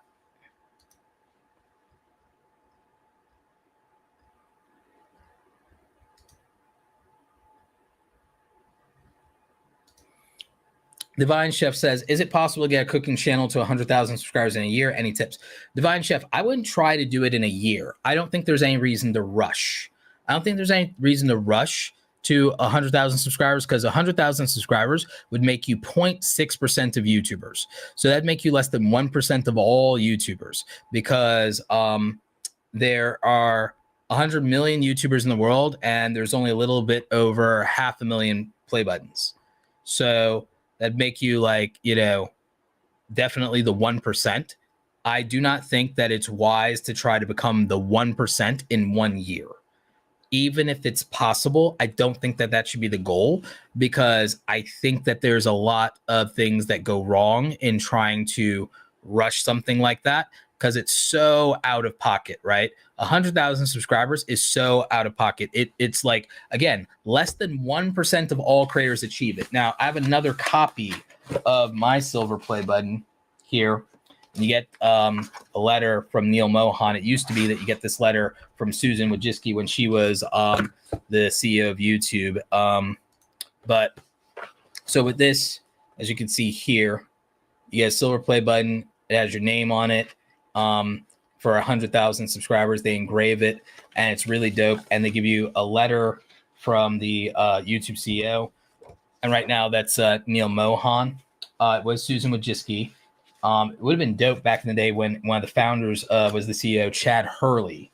Would have been dope to get in a position where I'd have a letter from all three of them. There was one other CEO in between, and I can't remember his name. I don't think he lasted very long. So there have been like 4 YouTube CEOs, I believe. And so 100,000 subscribers. What happened with me was there was a year where I went from 20,000 to 100,000, right? Now it took me 2 years to get to 20,000. It took me 2 years to get to 20,000. And then I figured myself out a little bit. I did something crazy. I did daily content. I did daily content in year 2. I did daily content in year 3. And after 800 videos and 3 years at 100,000 subscribers. So what happened is, and you can check this data, by the way, and I've published it everywhere and stuff like that. But what happened was, in February of 2015, I had 20,000 subscribers. By December of that same year, I had about 75,000 subscribers. And you can look this up. And then by the spring, I want to say it was April or so, I had 100,000. So between February of 2015 and about April, May-ish of 2016, I went from 20,000 to 100,000 subscribers. So silver play button. So I gained over 80,000 subscribers in just about roughly a year. By that summer, I had 125. So in about 16 months, I gained another 100,000. So I got from 20K to 120K in about 16 months. Okay. So is it possible to grow a YouTube channel to 100,000 subscribers in an education-based niche? Yes, it is. Is it healthy? No. I do not think for most people that daily content cadence, even if it could blow your channel up, and not by going viral, but by incrementalism to 100,000, I actually think that it's a terrible idea for most people. I think it absolutely ravages and destroys your mental health. And I don't think I could have done it without being single and no kids. I don't think it would have been possible. I don't think it would have been healthy. I don't think it would have been a good idea. So even though it worked, okay, and what would happen is it'd be evergreen content, good titles, topics, and thumbnails, evergreen content. Ask for the subscribe in every single one of those videos, and basically making hundreds of videos in a very compressed amount of time, because the average creator that has a silver play button made 700 videos on average, 500 to 700 videos roughly on average to get to 100,000 subscribers over the course of usually 5 to 7 years. So usually at least a 2 video per week upload cadence. I accelerated that because I did the math. And accelerated the 2 video per week upload cadence and compressed that time into a year. So I compressed what should have been another 3 years into a year. That's why it worked. So yeah, that massive output at the time and doing all, in my case, subscriber search friendly content, because people who search for topics and they're evergreen in their search and they're the same value proposition, the crossover and all of that compounded effect and scaled my channel. And that tactic still does work for people today, but it's not a good idea in many cases as a solo creator. And not for anyone with a family. It's something that mostly can be pulled off by a solo creator that has no other responsibilities, is already a full-time freelancer or gig worker, because that was my other advantage. I was a full-time freelancer. So if you're doing gig work, you set your own schedule. You decide when you wake up, when you go to bed, when you work on things, when, where, how, all of it. Then you have the time freedom and flexibility that allows this kind of thing to work. You can do batch recording if it's evergreen content. If it's evergreen content, batch recording. Educational content, not a lot of editing and continuity problems because it's talking head plus B-roll. So talking head plus cuts plus B-roll means daily content cadence, not as bad. Evergreen, batch record, not as bad. I stayed a week to 2 weeks ahead, never missed a week. So this went on. So this was the way it worked for me. But again, remember all the unreasonable advantages I had in that situation. The main important unreasonable advantage, time freedom, time flexibility. Cannot stress that enough. And also, no spouse, no kids. So that meant easy enough to go all in on anything I was doing by comparison, because what are my other priorities, right? So with that in mind, and then the technical advantage of being a camera nerd, being an editing nerd, being obsessed with all this, being able to learn it very quickly, being high in openness, curiosity, and natural intelligence, all those things working in my favor. Some of it being natural talent, a lot of it being hard work, not being charismatic, but knowing that I need to work at becoming charismatic, becoming a good public speaker. All of those things were working to my favor and to my benefit. That's where compressing 3 years of work into 1 year paid off. But I had to be positioned for that. And it took me 2 years just on YouTube alone, mind you, to be in a position for that. But other skills I cultivated came years before even that. So it was a beneficiary of the compound interest of a lot of work and a lot of education that happened before I ever even dreamed of doing content on a regular basis and uploading to the platform. Skills I developed before YouTube ever existed came into play with this. And so, is it possible? Yes. But creating the circumstances that allow someone to get 100,000 in a year are very unique. And if we're talking regular content, which much cooking content would be, we're not talking YouTube Shorts. YouTube Shorts allows people to blow up in a year. That's where most of the new silver and gold play buttons, it's because of YouTube Shorts. For a cooking channel, do I recommend that? Well, if you're not doing stuff like my friend Max the Meat Guy, who I predicted will be a 10 million subscriber channel, and he's getting pretty bloody close now. His type of content is cinematic, spectacle, short form, aesthetic, and has ASRM-like elements in it. So yeah, for him, getting and blowing up as quickly as he did during the pandemic, also got to leverage the pandemic. Yes, his circumstances are very specific and very unique, though. That's why I talked about it with him in our interview on my podcast.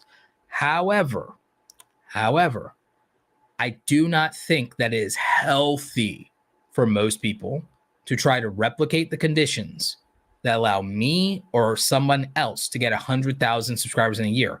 I know it's a goal. I know it's a big deal. I know it's something you'll have you dream about, but I'm telling you, the circumstances that you have to create, the environment that has to be created to allow for that is radically unhealthy for most people. I cannot stress enough how unhealthy it probably is. So I just want to put that out there. And I've told you the information, so I told you the truth, and we've documented here on the channel. We have several live streams where I dumped all the analytics from that time and showed you the analytics, the data. I didn't go viral for any of the stuff. It was just compounding and compounding. It was a numbers game, and I can reduce YouTube to a numbers game. It's just not always healthy. It's just always not healthy. So the Divine Shift says, I currently have 17,000 subs and grew in 3 months from 2,000 to 15,000 because of a few videos. I want to keep that momentum. And yes, I know you're an Awesome Creator Academy member. Here's what I will tell you about that. And this is where the 80-20 rule comes in. So here's what I'll tell you about that. If we're going to try this and we're going to find a way, because you did it with a couple of videos to make it healthy, then what we would do is this. If we were going to attempt this, what we would do, and this is a big if, so what we would do is we would go into advanced analytics and we'd look at content by subscribers primarily.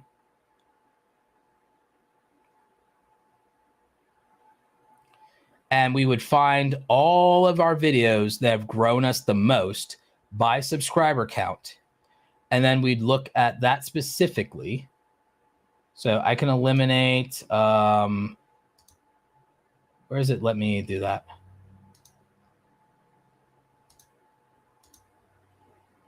I'm trying to eliminate, or it says watch time because I don't need the watch time. But we would basically go in and we'd find everything by subscriber count. And we'd identify all the videos that gave us the most subscribers. So we'd probably, in your case, look for exclusively the videos that gave us 1,000 subscribers or 500 subscribers per video.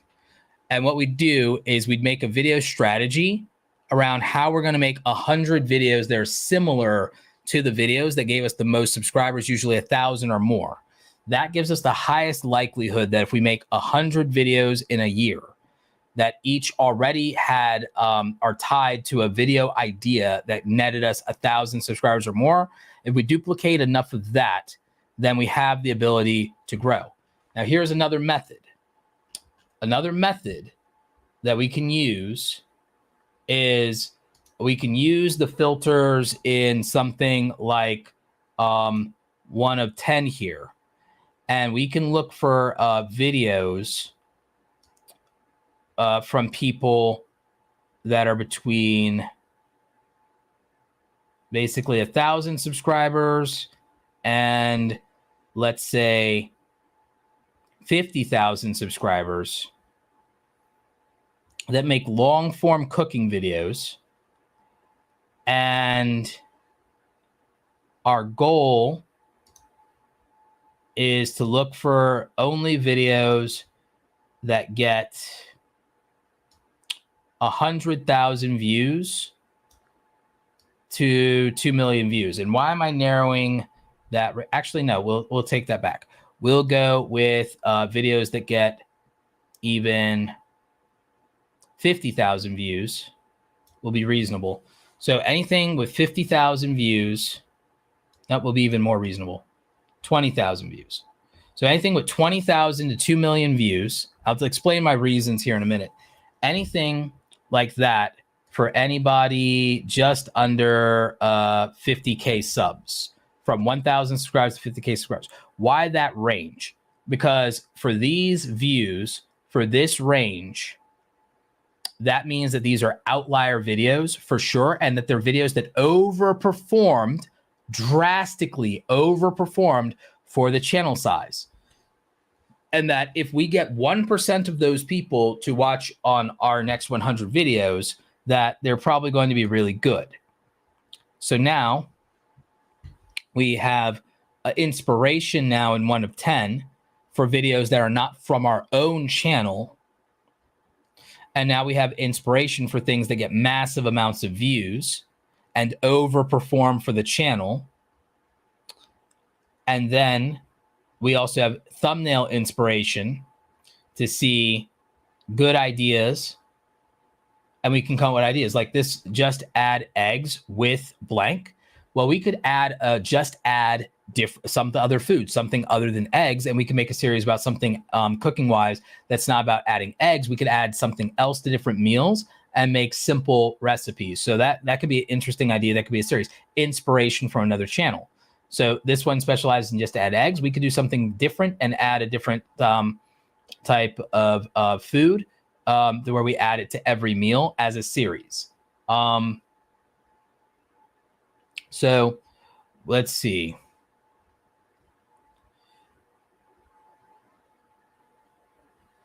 Dinner recipe for when you don't know what to eat. Delicious comfort food. Okay, comfort food. Wow. All right. This channel has 24K subs. So this channel is similar in size to you. Got 60,000 views on a video in 2 months, and they average usually 2K views per video. So delicious comfort food, ultimate homemade meatloaf, creamy mashed potatoes.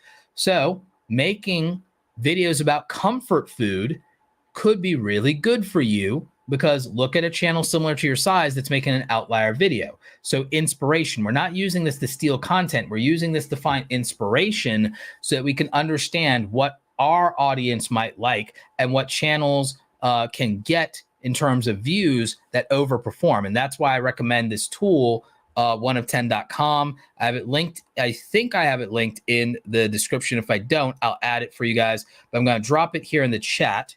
Use one of 10 for ideation on your videos. And I'm going to link to that. That is an affiliate link for me. So check it out. Oneof10.com, linking it in the chat. Going to add it to the description later for you guys if I haven't already. So let's add that to the description under reference links. Use one of 10 for content ideation and inspiration. And boom. So that's saved to the description of the video now. You guys have it there in chat. Cooking a standing rib roast. There's things you could do with meat, clearly, that could be similar to this. This channel is it's larger than you, but it still only averages 4K subs. But look at the amount of views, 4K views, but this video got 28K views. So again, outlier performer. So that's what we're looking for. We could use the filters in this. It's easier to do this than to manually use YouTube. That's what I like about this tool. I believe this was made by Noah Morris and his team. Really good people. And so, yeah, for a cooking channel, I could definitely find inspiration here. Content, here's a channel similar in size to yours, slow cooker. And we could find similar topics here. And then, super delicious Chinese food on Vietnamese streets. Okay, you're probably not going to do that. So probably not mukbang content.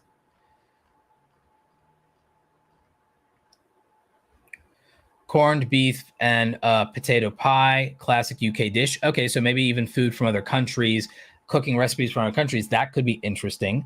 Look at the views, 45K subs, but 181K views. So again, outliers. So that's the kind of thing you'd want to look for, is channels similar in range to your size that are overperforming. And the goal is, if you want to get 1 million subscribers in a year, if we use the 1% rule, what you need to do is you're going to have to get, if you want 1 million subscribers, you have to add 2 zeros to this. 100,000 subscribers. You have to add 2 zeros. You're going to need to get approximately 10 million views, in 1 year. You're going to get 10 million views in 1 year. And you have to do that with 100 videos. So to do that with 100 videos, you have to target for videos that are going to get 100,000 views. So to target for videos that are going to get 100,000 views so that you can get more subscribers and convert at a high rate. That's our thesis. So if we make 100 videos, 2 videos a week, if you're making 3 videos a week, we could fudge this a little bit more. But with 2 videos a week that have to be bangers, then they have to average. They don't all have to get this, but they have to average 100,000 views to repeat that replica cadence. So what do? We look at videos we already made that have 100,000 views. We look at things our audience responded to. We try to find outlier potential videos that get those kind of views. And we double down on making videos that have better titles, better thumbnails than videos already performing in a similar fashion. And we rinse and repeat that. And we grind our way 100 videos, 100,000 views. And that should give you 10 million. Yeah, so like test 10 to, so yeah, so that could give you 10 million video views. 10 million video views, if it converts at a 1% rate, converts you to another 100,000 subscribers. That's extreme. You already have 15,000. So why am I trying to set the numbers so high instead of like, Roberto, I only need another like 85,000 subs. Wait, can we tone this down a little bit? No, you want to overshoot. You want to overshoot, and then overshooting makes it most likely to happen. So if I were trying to get to 100,000 subscribers in a year, I have to get 10 million views in a year. I want to get that with 100 videos, unless you went daily. Because then if you went daily, which I'm not telling you to do, but this is what I did. If you go daily and you average 30,000 daily, then you still get it. You still hit the numbers. If it's daily and 30,000 and you batch record, and you make 5 videos at a time and you batch record and you get a week ahead and you keep pumping videos and they're all good and they're all based on titles and thumbnail strategies of videos that already got more than 50 to 100,000, and then you only need to get 30,000 off of those. Then if you did every day, 365 times 30,000 or even 20,000, 25,000 views will get you to 10 million views. 10 million views gets you 1%. 1% gets you to 100,000 subscribers in a year, and it overshoots because you already have 15K. So that's the math. And then that's how to deploy the math, by identifying what already has attention and then how you're going to build off of that. And you want to do it on channels, by finding channels that are already in your subscriber range that overperform and get those kind of views. We're able to identify what videos can do that and in our niche, and then we're able to apply it and get inspiration. And then that's the specific strategy. That is the specific strategy. And that's how we also leverage the 80-20 rule. So that's how we would do it. And again, remember, this is a variation. I didn't know this back then, but it's a variation of what I did. Veteran Biker actually answered your super chat question earlier. I think I'm behind on super chats and in chat in general. I think I'm 30 minutes behind the chat, which is wild because I'm doing the deep dive strategy stuff. But I did answer your question if you didn't hear it before. Master Falcon says, questions, making content on Black issues a worthwhile niche? I feel some niches just tend to be more negative than others. I mean, it's just about your mental health, man. It's if you feel your mental health doesn't let you touch on those things, then that's fine. But if you look at a lot of other content creators, a lot of them, they touch taboo topics and they just take the heat. The political channels take heat all the time. And the answer is just to ignore the comment section. If you want to make content about Black issues and you want to do responses to Black Twitter, all you have to do is make your content and never look at the comment section and never reply to the comment section and just keep trucking and just make what you want to make, my friend. That's it. And I know it sounds sad to say, oh, ignore the chat, ignore the community, ignore the comment section. But if that's what it takes for you to make that content, you think that content's important and worth making, then that's what you'd have to do. You'd have to do it. You know what's the good thing about how people used to do mainstream media? They could just make their content, and then the only people they answer to is like 1 or 2 critics that they know they're going to see at an award show that they can tell to, screw themselves. And that's that. And they didn't have to hear about it from the masses because the masses didn't have a voice before. So that was the luxury that OG people had back in the days of traditional media. In the days of traditional media, and to some degree today, they don't ever have to take feedback or criticism as long as they never log into twitter.com. So, if you feel some kind of way about negativity or backlash, you could just make whatever you want and post and ghost. You just won't ever have a community. But, so maybe that's worth it. Master Final says, have people recognized you in public? If so, how do you feel about it? It's still weird. People have been recognizing me in public since 2015. And it's still weird all these years later. It's 9 years later, and it's still weird as hell when people recognize me in public. People recognized me in public before I had 100,000 subscribers, but it was only nerds who really are into my specific thing. It's only nerds who are into my specific thing. I had this guy, sweet guy. I now know completely different because she became a fan of me for different content. Know his girlfriend.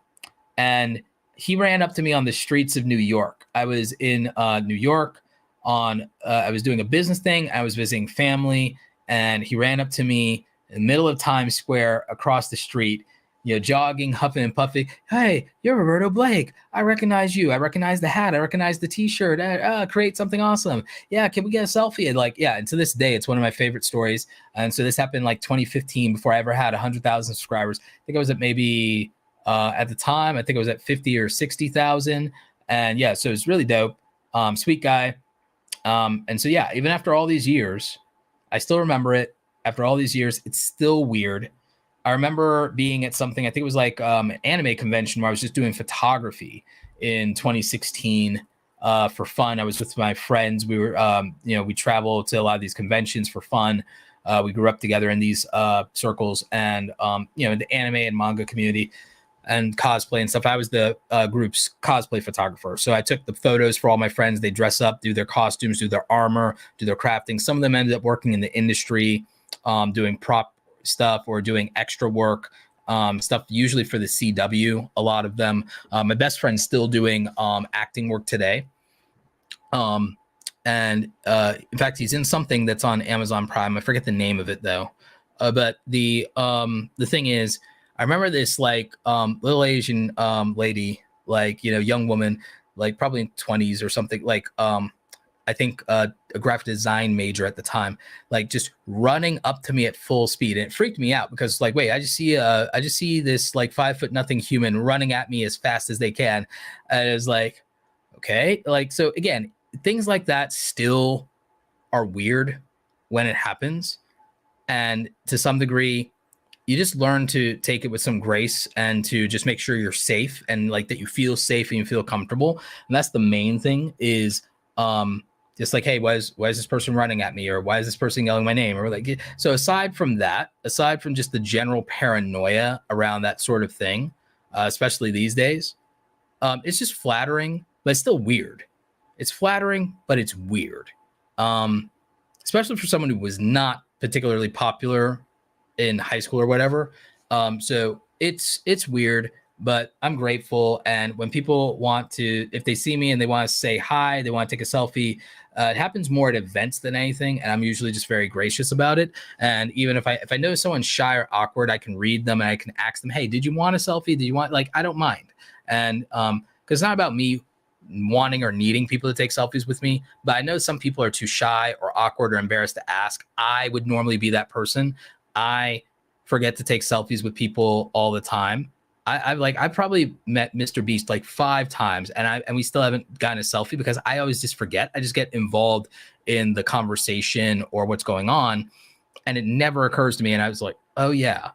There are friends I've forgotten to take selfies with in the creator community. There are friends we've taken selfies I haven't even posted. And I know that other people can be shy, awkward, intimidated, whatever. I don't feel like I'm this imposing character per se. I think I'm pretty approachable, but as long as I'm in a good mood. but since I know that about people, I'll ask them if it's something they want to do. And I'm just happy to just do that for them. And it's fine. So sometimes I get recognized, and when it is, I just don't make a big deal about it. I don't make it weird. It's flattering. It's cool. And the main thing is just to worry about your safety and just to make sure that you have a sense of your surroundings and what's going on. So yeah.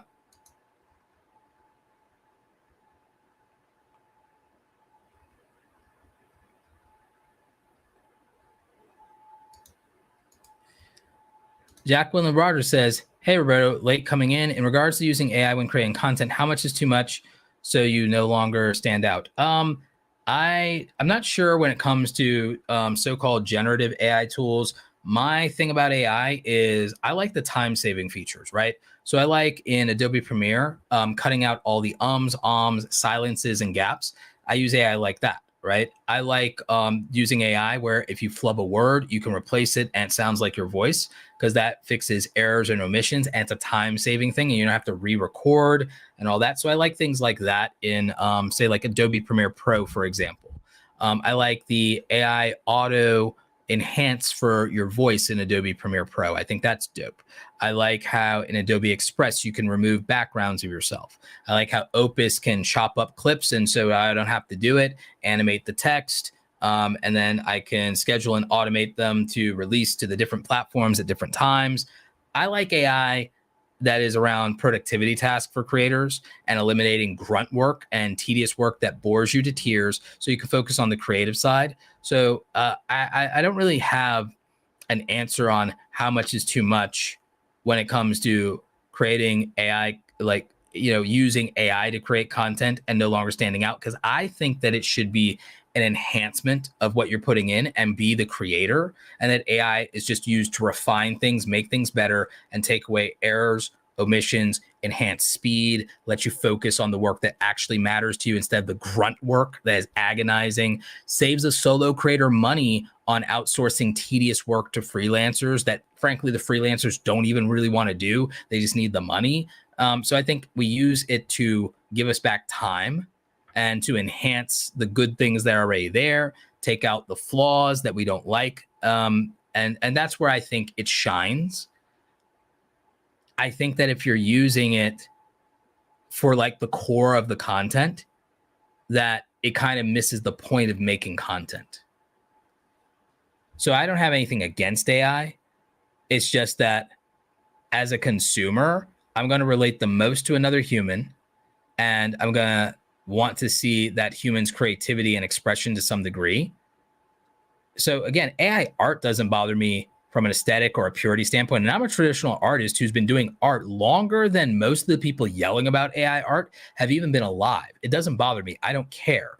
And I don't think it takes money away from people, not people who are, frankly, the thing where it does take money away from people is people who weren't good at customer service, right? People who weren't good at sales and marketing.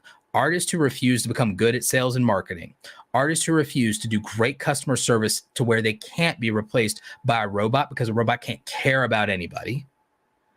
I'm not really that upset about if those people lose some $50 commission somewhere, because I don't think anybody can be replaced if they have the best customer service in the world. I don't think someone can be replaced if they care about their clients more than anybody else, and their clients have a deep relationship with them, and what they provide in care and in thoughtfulness and in knowing who they are and what they like and respecting them and making them feel like more than a source of income. I think that someone who delivers on that doesn't have to worry about a robot taking their job. I think somebody who only made themselves the commodity on their abilities without a commodity on their care, their thoughtfulness, their compassion, or their salesmanship, their marketing and brand building, their communication. I think someone who failed to develop their soft skills and only had the utility that they offer, that person has to worry about a machine or an AI replacing them. And so that's how I feel about content creators. That's how I feel about artists, is that if you are not so emotionally invested in the other party and haven't attracted people that can be emotionally invested in you, then you got something to worry about. Because the thing is, there wasn't enough humanity in what you were doing to not be replaced by a robot. Now, that's a really stark philosophical thing that I know is going to trigger some people, but I want you to really think about that. Think about the customer service you've experienced for the last 6 or 8 years, and ask yourself that if people are going to give you that bad customer service, why wouldn't you replace them with a machine? But you won't replace the best relationships you have with a machine, even if you could. It's not going to be right. It's not going to be the same. You have no desire to do it. You're not even contemplated. And you're too emotionally invested in that person to want anything bad to happen to them, because they've earned that emotional investment. So I think that to retain customers requires emotional investment. And I think that the only people who will struggle are people who failed to do that. In which case, I'm not as sympathetic in that situation, that someone didn't realize that they needed to offer more than that. Now, again, I know there are people who want to debate me on the merits of that, but that's how I personally feel. But it's also how I feel as a consumer. And then, you know, I know that people would expect me like, oh yeah, but the artist. It's like, I think that we are more than what we do.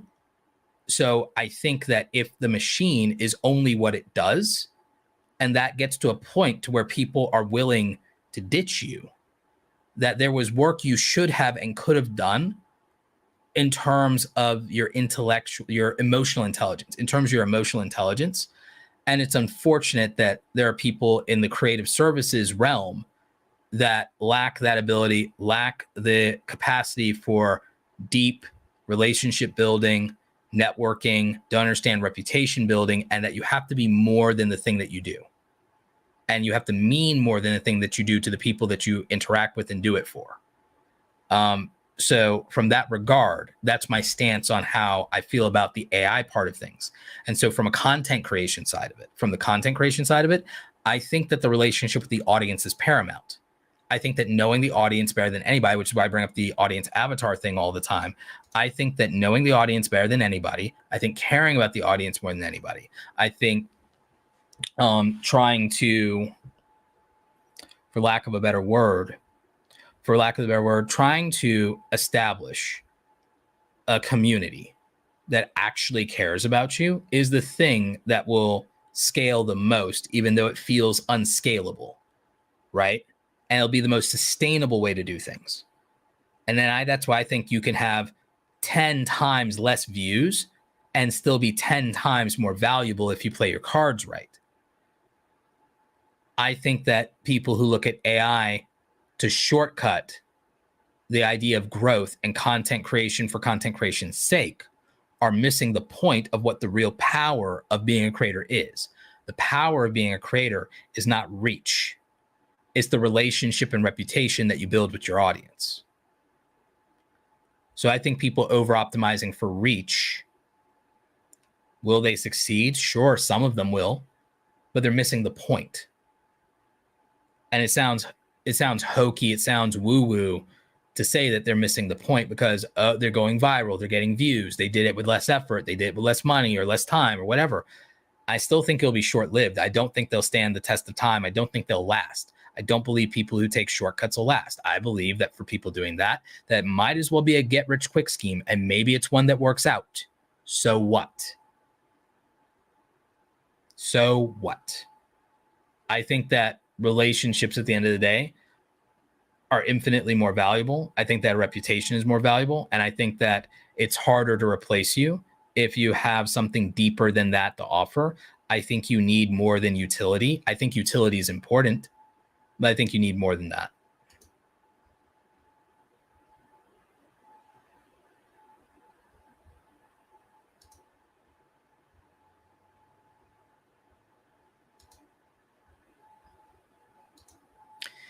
Henny Holland says, another question, Roberto. Are podcasts pulled from RSS feed treated differently on YouTube as far as being pushed out in comparison to videos, live streams set as podcasts on the playlist? So this is a great question about YouTube podcasting. What I will tell you is that if it's treated differently, it's not because of the file format or what have you, or the means of the upload. It's because the audience treats it differently. It'll be because the audience treats it differently, and audiences will treat it differently if it's not a video native podcast.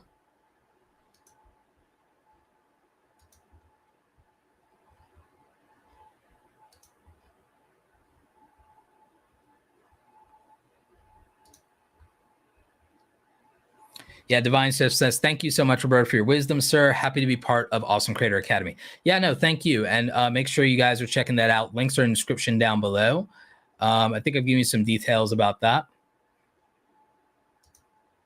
Katie Ukulele, hey, what's up? I love seeing you over on x.com/Twitter. Katie Ukulele says, what are some key indicators for a creator that's time to go full-time towards YouTube and content creation, AI, someone unhappy with their day job, but aren't sure it's time to leave your day job? I'd actually tell someone in that situation that what they really need to do is not worry about being full-time on YouTube. What they need to do is create a better career and work-life situation, which means that you need to figure out and identify what is it you dislike about your job. Do you dislike the work that you do? Or is it that you dislike the people you work with? Do you dislike the nature of how the customers treat people? Is it your supervisor or boss is being a jackhole? What is it? What's the deal? So what I would tell you in that situation is identify what's making you miserable and then figure out the best means to approach that. If it's just a supervisor, transfer to another department. If it's possible to transfer to another location in the same geography of your area, then transfer locations. If it's possible that you can apply for a position that puts you higher up on the ladder, gives you more autonomy, more agency, more control, more authority over your life, more money and resources, then do what it takes to pass the promotion board and to qualify for a new position and promotion and work your way up the ladder that way. That changes your circumstances, changes your happiness. If none of that is the answer with your current job and current career, and you just hate the thing that you do, think about what aside from content creation makes you happy. Look at how you can leverage where you are right now to jump the ladder, pursue a career that gives you more time freedom, less stress, more happiness. You enjoy the environment, you enjoy what you do. It's a mission that you care about. And maybe it has some more remote work or more flex time that leaves room for the content creation hobby.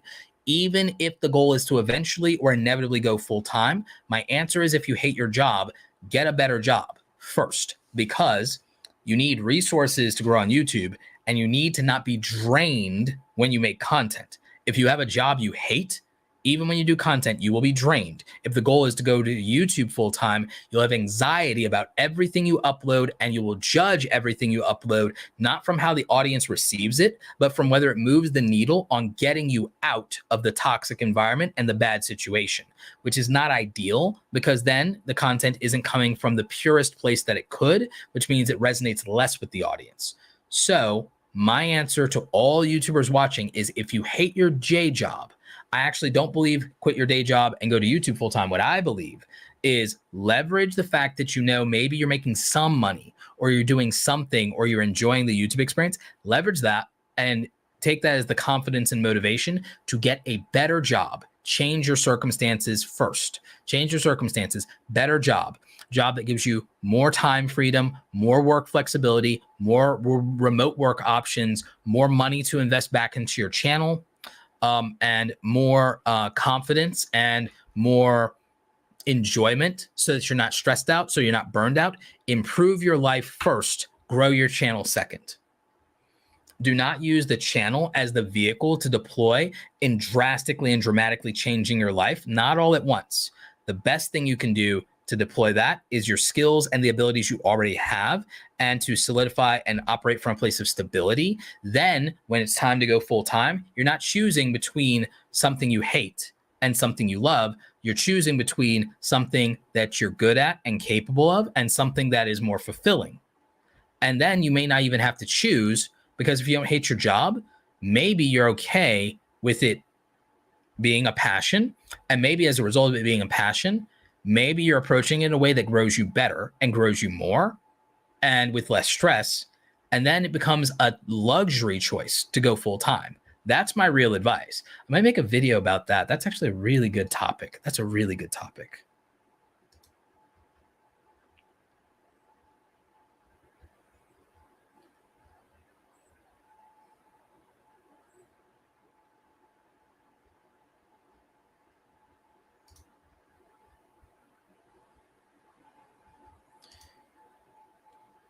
Carly Mika says, hey, I just got ads during this live stream. Is that something new? Not quite new, but them being automatic is new, to where you can do it and set it automatically in YouTube, can increase your revenue a little bit. And then later you still have to go back and do the manual ads later. But yeah.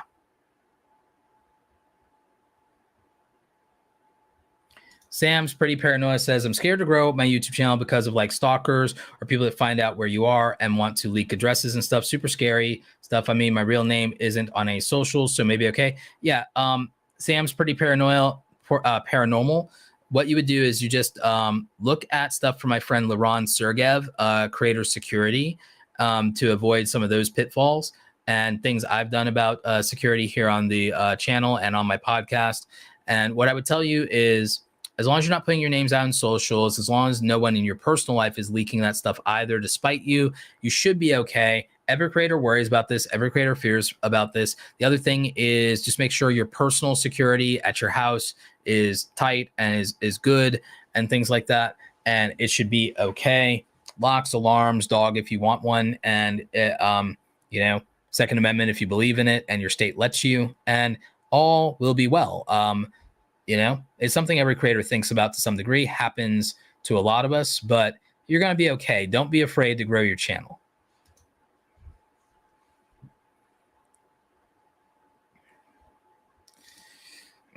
The Digital Expat says, hey, Roberto, can you give advice on how to get started storyboarding video ideas and actually working with a script when you're not talking head channel? When you're not talking head channel, is it necessary for growth and better content? I wouldn't say it's necessary, Digital Expat, but I've had to outline and storyboard videos. Now, in my case, not necessarily do a script, but sometimes I've had to do a script, which I don't love, but sometimes I have to. For tutorial videos, I have to make a script.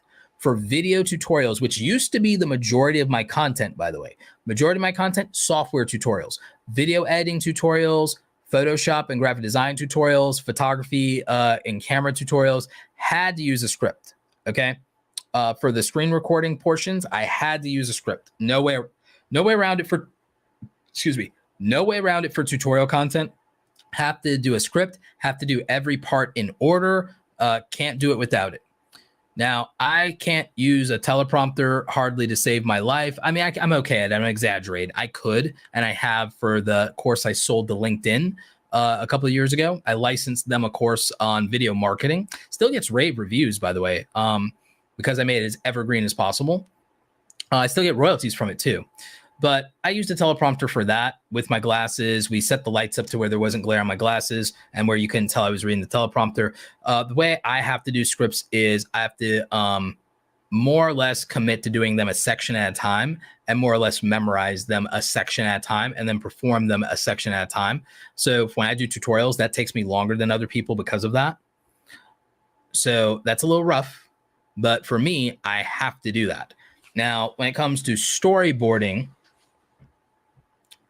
for me, because I used to do advertising and sometimes on actual occasion, I had to storyboard actual ads.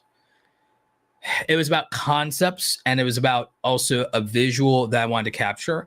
And I thought a lot about this, and it's how to tell a story in a frame.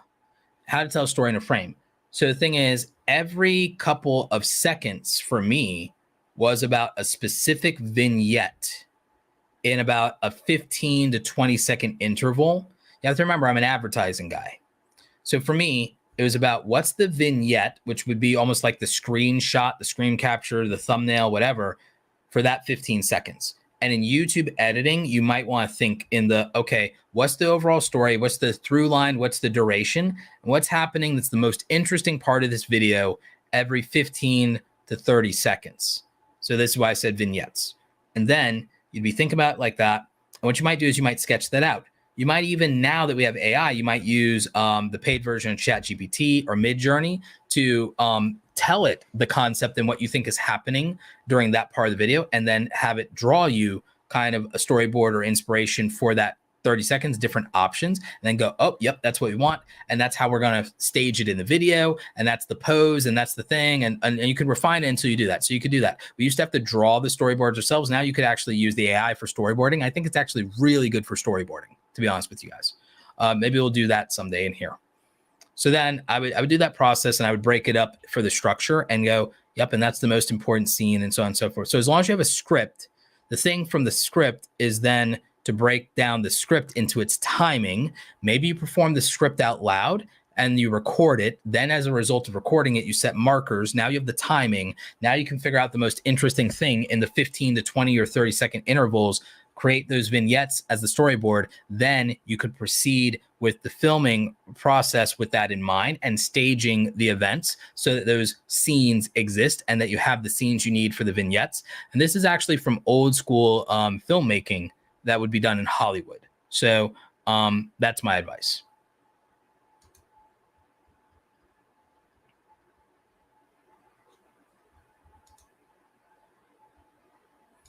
Yep. When you get recognized, you just go with it.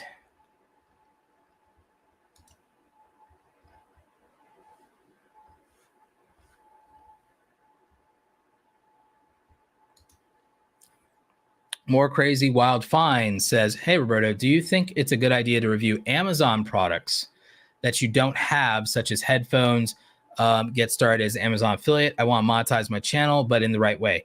I would, to get the right way and to build a reputation, I would review products you already own.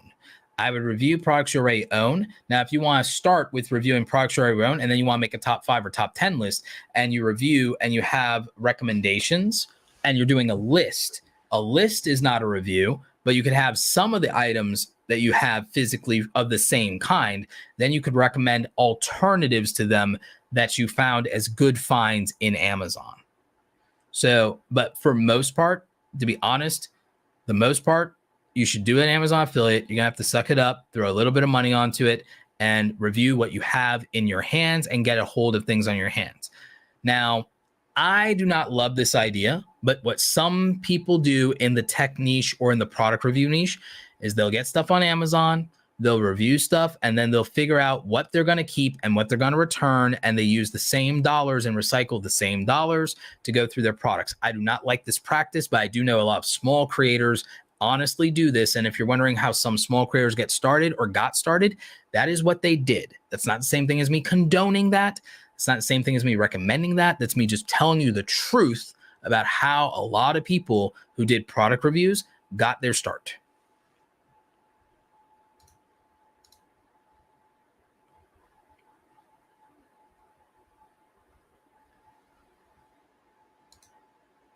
Brian Weber says, question, Roberto, what are some good tools to use to capture email addresses, create valuable digital downloads, like your 12-week creator course to capture emails then?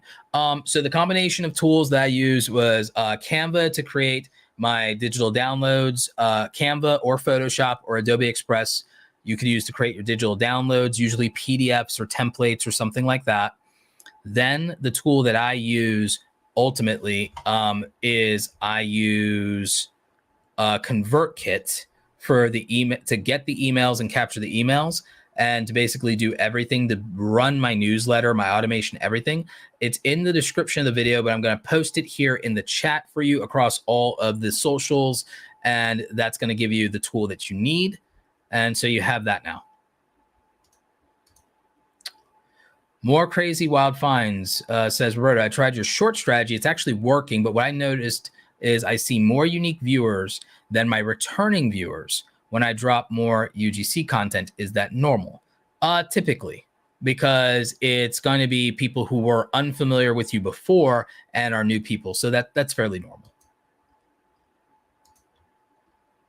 Yeah, the Game Master LLC says, yes, solid advice, but it's the same for side hustles. Absolutely. Same thing for side hustles going full time.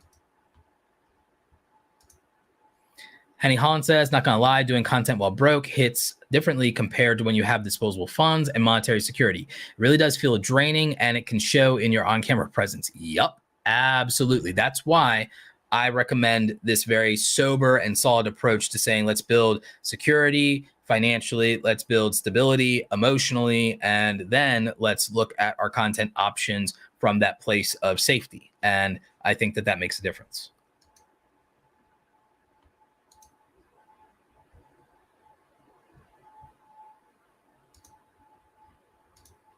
The Game Master LLC says, that's why I struggle with consistent posting, 9 to 5, side hustle, business, too drained to put out content for YouTube. So for those of you in this situation, if it's a 9 to 5, here's what I recommend. You can take it or leave it, but here's what I recommend for the far majority of you. Are you ready for this? What I would recommend you do is wake up at 5 a.m. And I know that sounds like, oh, here's the toxic hustle advice. No. Here's the reason you're working. You go to bed early. You get your 7 or 8 hours, whatever you think you need. You get your 7 or 8 hours. I recommend going to bed between maybe 10, 11 o'clock. You wake up at 5 a.m. Here's why you wake up at 5 a.m. as a content creator, as a YouTuber. If you wake up at 5 a.m., you get to have a morning routine that actually gives you peace and lets you, cook a breakfast if you want to cook a breakfast, lets you have that quiet, lets you take a long shower, lets you really just have your moments. And you have a whole hour to yourself. Now it's 6 a.m. Now you can do 2 hours of deep work uninterrupted. 2 hours, deep work, uninterrupted. Now it's 8 a.m. and you've done 2 hours of work, whether that's writing your scripts, researching your videos, doing your thumbnails, doing your admin work, something, doing ideation, maybe even recording, or at least filming the B-roll, or sourcing all of your B-roll footage in Storyblocks, you're sourcing your music, setting up your sound design, whatever it is. You've had 2 hours of uninterrupted deep work with your first energy and no other priorities, no other distractions, nothing competing for your energy, your attention, your focus, just solid work for 2 hours, uninterrupted. After an hour of peace and quiet and serenity of taking that hot shower and eating that hot breakfast or setting up that tea or that coffee and really just vegging out and having your moment, reading for fun and for leisure for a couple of minutes after all that 20, 30 minutes and just having your peace. And now you got to work for 2 hours and just had your peace uninterrupted. And you're already dressed and ready. And now it's 8 o'clock. And now, okay, you're out the door and you're doing your commute or whatever. And then on your commute, doing that thing, like you're doing that, you could be listening to an audio podcast. You can listen to my podcast. You listen to the audio of these live streams on YouTube Music. You can do any of those things. And now you're still getting educated on the way to work. You're not feeling anxious. You're in your zone. You're like, oh, okay. And they're like, and then you could like have your audio assistant Siri or whatever. If it comes up with an idea, hey, I had this idea, take a note, write it down, remind me later, blah, blah, blah, on your way to work. Now that you're at your way to work, you have some peace of mind and you're not anxious throughout the day about your content and your content journey because, man, I just got the best 2 hours of work done. I'm like good. And then when you come home, you clock out at 5, you get home at 6. I recommend at that point, if you're single now, just rest, recoup, self-care. I would limit the amount of content you consume at that point. I wouldn't do any more work on my content when I come home at 6 o'clock. If you're single at that point, I would do nothing but, hey, read, relax, get in a workout, cook myself a nice meal, decompress. If I watch anything, I'm going to watch something basically when I come home at 6, watch something between 6 and 7, maybe not any longer than that, then cook, make yourself a meal, maybe work out instead and then eat, do something like that. Because why? I don't think you need to be watching a blue screen, at least I think there needs to be at least 1 to 2 hour gap between you watching TV or Netflix or YouTube or whatever before you go to sleep to make it easier to go to sleep. So maybe you do that. Maybe you come home and the first thing you do is work out. Maybe it's eat, maybe it's shower, or maybe it's self-care, whatever. But I also think that if you're going to watch anything, get it out of the way as quickly as possible and get over it so that you're not in front of a screen before you go to bed. I think it's the worst thing you could do. If you have kids, you're married, whatever, you come home, you devote yourself to being that family person for the entire evening. No, none of these. Nope. No, I'm not doing my hobby. I'm not doing my thing. I'm just like here with the family and I'm doing my night routine and my hygiene and all my things and set myself up for the morning. And the reason you do that is because if you're doing the deep work in the morning, Monday through Friday, 9 to 5, you still got 10 hours of work done in peace and silence. And then when you came home, you gave all of your attention to whoever you need to give it to, whether it's yourself or other people, and you did that, which means now on the weekend, on your 2 days off, you absolutely have room and permission to get another 10 hours, 15 hours of work in, because you can still get in sleep 6 to 8 hours, and you can still wake up early. But this time, instead of just doing 2 hours of deep work, you can get in 3 hours of deep work. Then you can schedule out the time for family and all those things. But then in the afternoon, you get to have another 3 hours of deep work uninterrupted. And then maybe that's enough. And that's 6 hours there. Saturday, 6 hours on Sunday, and then that's a wrap. And now you've had 20 productive hours in a week of content creation. And your 9 to 5 job, as most of you know, waste half of your time on frivolous meetings and nonsense busy work. All you need to be successful is a minimum of 20 productive hours a week. And the way that this is going to work is I'm going to put a constraint on y'all for your editing. If you're not doing extravagant DIY projects or anything like that, none of you should be spending more than 5 hours on a single video from production to edit. You should only spend 5 hours of investment on any one video. The most I will let you go up to is maybe 10 hours round trip on a video, maybe. But you only get to do that once a week, and the other one has to be 5 hours. The other one has to be 5 hours because that gives you buffer room to do everything else you need with the other 5 hours a week or 7 hours a week for your YouTube content. And the reason is this is going to be easy and normal mode versus hard mode for content creation because you're a working class creator. You don't have unlimited time. You cannot be like these people on YouTube say quality over quantity, quality over quantity. You cannot do it. You're a working class creator. You're dealing with the scraps of energy you have left. You're dealing with the scraps of resources and money you have left. You're dealing with the scraps of time you have left. You cannot compete with people who have the luxury of putting 40 to 60 hours a week of their first energy into YouTube and YouTube only, and then paying for teams of people who can also put their 40, 60 hours in. Okay? So we have to stop the nonsense and be realistic. If you're a working class creator, quality over quantity is not a thing. You have to start with consistency to build a foundation, and you have to do sustainable content that is right size in your life. And what's right size in the life of a working class creator is a video that they can finish. And that's going to be a 5-hour or less edit and production video, or at most a 10-hour, and you're going to only be able to do 2 of these a week. So you have to ration your time and ration your resources and ration your energy. And I've given you a framework for doing that. Obviously, my scheduling here doesn't apply to people who work like third shift or something or work at night. The average person, most of you are 9 to 5. So I've based it around that. If you work something else, you're going to have to figure out how to make this thing fit or work however it is. Okay. Most people, it's 9 a.m. to, it's 9 a.m. to 5 p.m. All right. And then my scheduling works. So you make this right size in your life. You limit your editing bandwidth. Done is better than perfect. You make it project deadlines similar to the way that you would do client work if you had to for a job or freelancer where they say, hey, I need this on my desk by end of day. You don't get to negotiate making it perfect and taking another day. So you have to treat it like a job. There's an in point, there's an out point, and that's that. There's a deadline. You're holding yourself accountable. So now by doing this, you also are focusing on efficiency. And this also means that in your spare time, one of the things you should be doing aside from learning YouTube is learn to be a faster editor, a faster graphic designer for the thumbnails and the packaging. And over editing won't save your videos, not for views. For views, it's not about editing. No matter how I edit a video, I can edit a video, shoot a video, film a video, same aesthetic, same everything. The difference is the topic, title, thumbnail, and timing. And we know this because we know about 2 years ago, I did 3 videos in the same week. How to get your first 100 subscribers, how to get your first 1,000 subscribers, how to get your first 10,000 subscribers. Same audio, same lighting, same video, all filmed the same day and released the same week.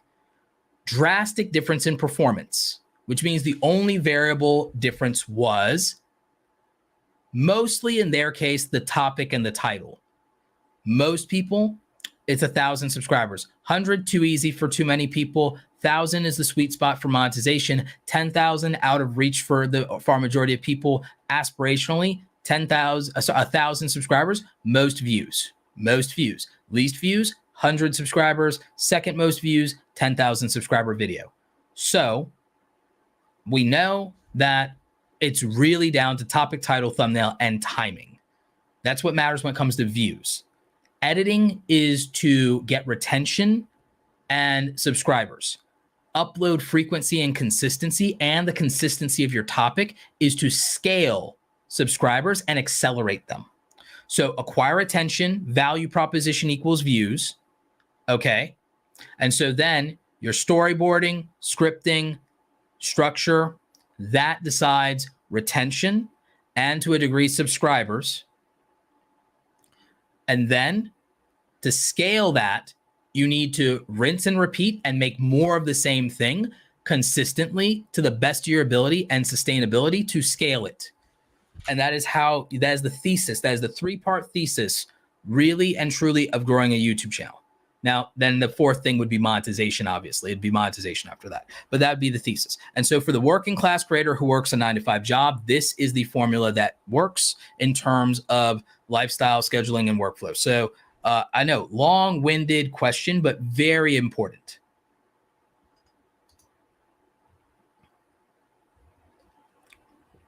Sean Sims Tech says, hey, Roberto, for YouTubers making educational content on different software and tech tips, how best should we grow the channel? I would say that the best thing is, even if they're different, I would hope that there's an overlap in the industry that they belong to. That's going to be the most sustainable for you.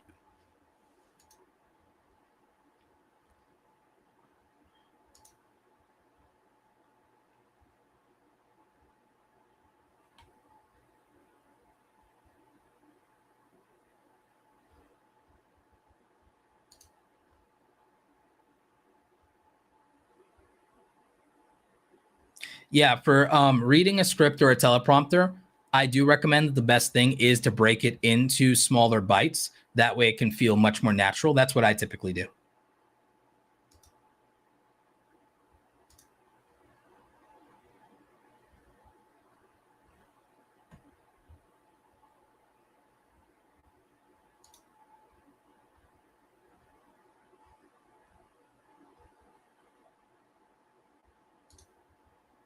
Coin says, yeah, the habit of naturally changing your lifestyle to allow content creation is important. A lot of people think of it as a grind, but it becomes natural to you if you let it. Yeah, I think it can. I think you have to make it right size in your life. I think that's the real answer.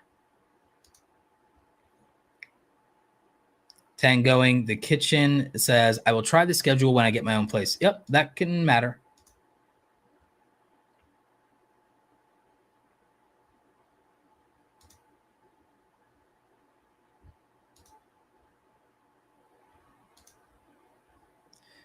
More Crazy Wild Fine says, Roberto, the 5A thing really works. I work sales job and do this exact same thing. Yep, it does matter.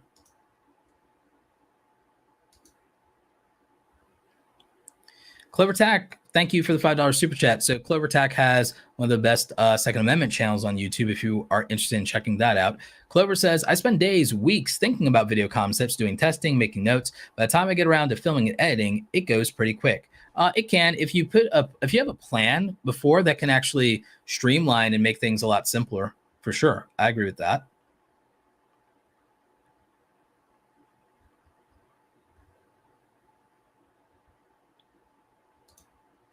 John Cole says, what if you work a really demanding job that is more than 9 to 5? You still have to make it right size in your life. So if you work a really demanding job that is more than 9 to 5, hopefully it still has boundaries that has you with at least 2 days off.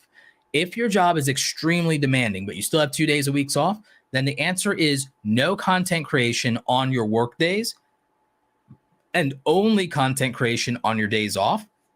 And then you have to restrain your content to the boundaries that still allow you to upload at least twice a week while not infringing on your life and without hurting you on stress and burnout, and still allow you to have some ability to have room for other things. And the other things are, if your 9 to 5 is that demanding, then no content creation for you on the days that you work. We're just going to call it Monday through Friday. Even if we say it exceeds 9 to 5, it should still have the boundaries of giving you 2 days off. Or at that point, I think it starts to become illegal. So you should still have 2 days a week off. The answer is, on the days that you work, no content creation. It's just rest, rejuvenation, and build yourself up.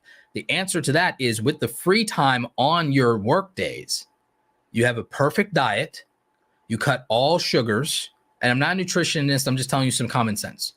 You have a vitamin regimen, you hydrate, you make sure you get electrolytes, you make sure that you are doing your calorie maintenance and caloric deficit, you work out, you get into peak physical condition and shape for your age, and you have a perfect diet. And the reason you do this is energy, stamina, mental health. You make sure that you're constantly doing everything that you can for your mental health if you have a demanding job. This would be advice whether you're a content creator or not. If you have a demanding job like this, stop consuming Netflix and video games and screens. Sounds terrible. Your new hobbies and habits are physically reading books with no blue light and no screen, because the blue light is not only damaging your eyes, it's also affecting your sleep pattern and your mental health. Make sure that you're always getting enough sleep. It should only probably be between 7 and 8 hours, but not longer, because of the lactic acid buildup and other problems. Again, not a nutritionist. I just watch and listen to a lot of them on YouTube. If you have the money, get a personal trainer. Consider getting blood work done. and getting recommendations from somebody from the clinic, getting your blood work done, getting your levels checked, and then take supplements accordingly. Okay, so I am advocating for you using professionals in this case. So if you have a really demanding job, this is what you do. Why? You're going to set yourself up with peak energy, because everyone talks about time management and no one talks about energy management. So now we're going to maximize peak energy by cutting all the rotten things and bad habits and bad food and bad energy out of our life. We're going to completely detox everything. We're doing a complete dopamine detox, and we're detoxing from everything artificial in our intake to the best of our ability. So then what we're doing is we're listening to music with no lyrics, lo-fi, classical music. We're keeping ourselves in a great headspace. We're putting ourselves in a flow state. We're doing all those things. Then on our days off, when we have all this wonderful, abundant energy because we've been living our best life and still having this stressful as hell job and still spending time with our family Monday through Friday, doing all the things. Now we have room to create content, but because we are working such an exhausting job, we have to do as much as we can, probably with only spending 5 hours on each of our days off, doing as much content as we can, and therefore limiting our overall weekly capacity to 10 hours of content creation, which means that we have to limit the capacity of the videos we make to only take 1 to 3 hours, which means we have to stifle any of our extra creativity that exceeds those parameters so that we can make the best content we're capable of with the least amount of time as consistently as possible, get ahead by a week so that we never have to worry about being behind and missing. And that's our ultimate answer. So if you work an extremely demanding job and it goes beyond the 9 to 5 parameters, or you work a weird schedule and shift, this is your answer. You only can use your day off for content creation. You can only use your 2 days off a week for content creation. You can only use 5 hours of that energy on your 2 days off. And that means you have to limit the parameters of your content to require a video to only require 1 to 3 hours to make. So it's only the ideas that you can execute as fast as possible. That also means in the rest of your free time, acquire speed. Figure out how to edit faster, figure out how to script faster, figure out easy to implement ideas, make better thumbnails faster. Speed is your only ally in the absence of time. Speed and an abundance of energy are the only two things that matter in the absence of an abundant time. Boom. Boom, boom, boom. Okay. Yep, I answered. I just answered this. Yep. Mostly Money TV. Thank you for the super chat. I think this is equivalent to $20 US. So thank you for that. Shout out from Cali, Colombia. Read your book while on vacation in Cuba. Followed you for 5 years now. I have 5 channels, YouTube awards, made 500K, relocated, and happily married. Your story, books, and teachings changed my life. Yes, 100,000 COP equals $25 US. Thank you, Mostly Money TV, for one, great testimonial, great story. Love that was life-changing for you. Congratulations. That is huge. Yeah, and I'm glad it was that valuable to you guys. By the way, everybody, my book, Create Something Awesome, it's probably linked in the description below. If not, I'll link it here in the chat for you. But I really do think this is one of the best books that any content creator can read. I talk about more than YouTube in here. I have 4 chapters dedicated to the mental health of content creators in this book. I'm probably the only content creation book that can say they have at least 4 chapters dedicated to the mental health of the creator. So highly recommend that. I'm going to drop it in the chat for you. Read my book.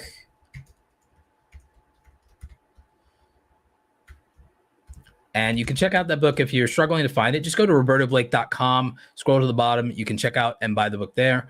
You can also go to robertoblake.com/go/book, and you can find it there. I'm dropping it in the chat for you. And so that should take you to Amazon, and you can buy it at Amazon, Barnes & Noble, Target, and wherever major books are sold. If you enjoyed the book, also make sure you leave me a review on Amazon and especially on Goodreads. I really need that.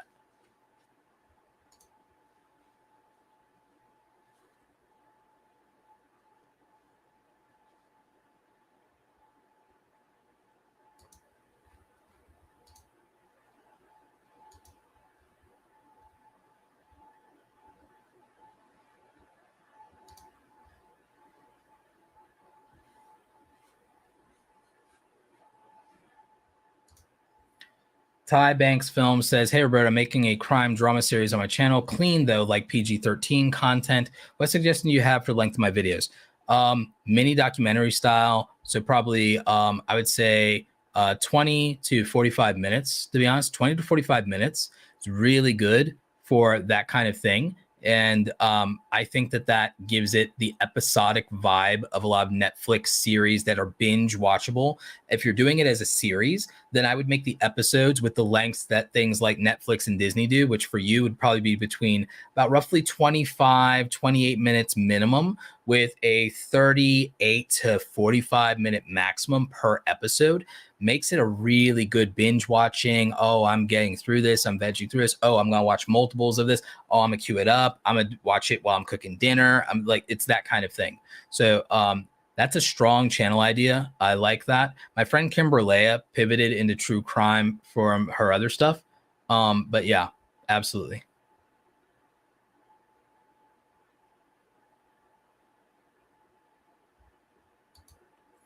Jose Melgar says, hey, Roberto, I want to position myself as a marketing consultant, but the content that has more views and engagement as far as tech reviews, should I pursue that instead? Hey, listen to the market, man. Supply and demand. The market loves your voice in tech. You may think, oh, I want to be this great marketing consultant. There are ways you can do that. Maybe start positioning that place in LinkedIn. But if on YouTube, what they're loving and demanding and desiring from you is tech content, I don't see the downside, my friend, because what it proves is that you're capable of marketing yourself. So that means in your other platforms, you can position yourself as a marketing your other platforms, but YouTube has told you, and YouTube has spoken and said, give us the tech reviews. Thing is, you can still be somebody who's a great and tremendous marketer that also has this wonderful advice on tech that people want and need and makes it simple in their life and love, and that can get you monetized. And it proves your marketing ability and acumen if you can grow a YouTube channel. So I would say be a marketing master in x.com, formerly Twitter, and in LinkedIn, and maybe to some degree and another platform. There's obviously maybe in your own website and business, but maybe on YouTube and Instagram and TikTok, you're the tech guy. And there's nothing wrong with that.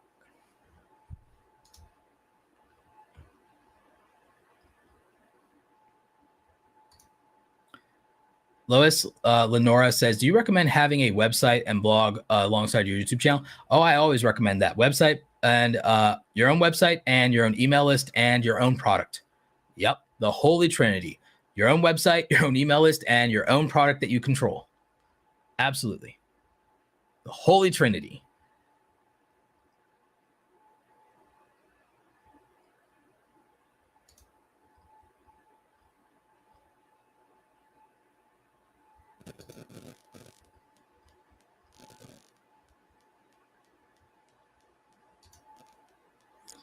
Kyle K. Fusion says, that's why it's crucial to make it fit around your 5 a.m., 5 p.m., and I'm working on making it work now. Yep, absolutely.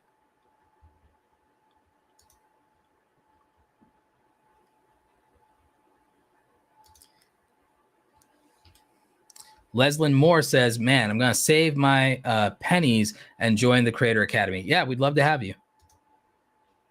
Love to have you.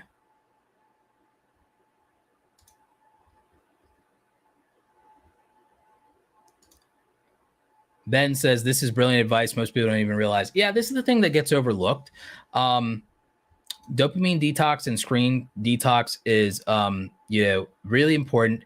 I do think that speed, is one of the most important assets that a creator has if they are not flexible and abundant in time. If you don't have time freedom, you need speed. If you have both, you can become unstoppable, to be honest.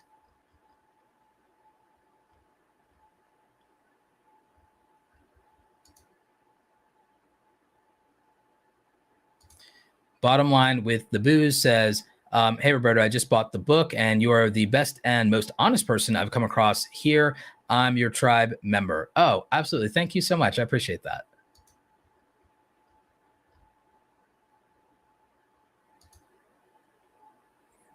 Kay Ukulele says, one of my favorite mini documentary channels is History Calling, and she does 20 to 30-minute videos about the Tudors and seems to never be out of content. Yeah, that's actually really smart. I really like learning about dynasties and families like the Tudors and the Medicis. The Tudors and the Medicis are probably two of the most interesting crime families in history.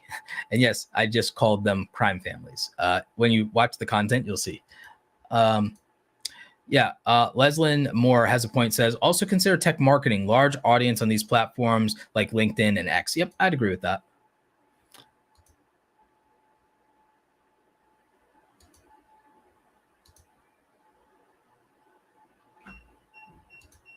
Yep. No, so I think all of that is actually really solid. Thank you so much, everybody, for all of the super chats. Thank you to all the channel members. Thank you, WG Mojo, for gifting a channel membership. Much appreciated. I think we answered the super chats. I think we honored almost every single one of those. And I think we got all of the other questions. And I starred the most interesting ones so that I could reference them later. Yeah, acquire speed. John Cole says, acquire speed is a dope statement. I haven't heard that since being a high school athlete. Yes, I was a high school athlete too. I was track and cross country, and I was the cross country captain. I ran an 18:18 5K, which means 6 minute 3 mile pace for 3 miles straight. I ran a 5:15 mile, never broke 5 minute mile. I've never forgotten that I never broke a 5 minute mile. 10:26 2 mile time. So yeah, I was a high level high school athlete when it came to track and cross country for long distance and middle distance. So yeah, that's the highlight reel of my good old athletic days in high school. I also was capable of running hurdles, even though I was a shorter guy. Nothing really to write home about, but good enough to pick up for the slack for us when we didn't have enough people to compete in that event. I was able to do hurdles.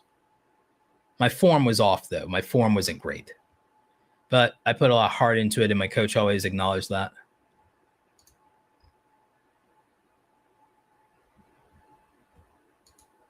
Theme Parks Assemble says, love your content, bro. About to hit 2K subs after your content consistent goes a long way. Thank you, fam. Yeah, no, guys, 1K to 2K subs are getting monetized in 1 year is actually phenomenal. Most people cannot do that, especially those of you who work a 9-to-5 job. It's really, really hard.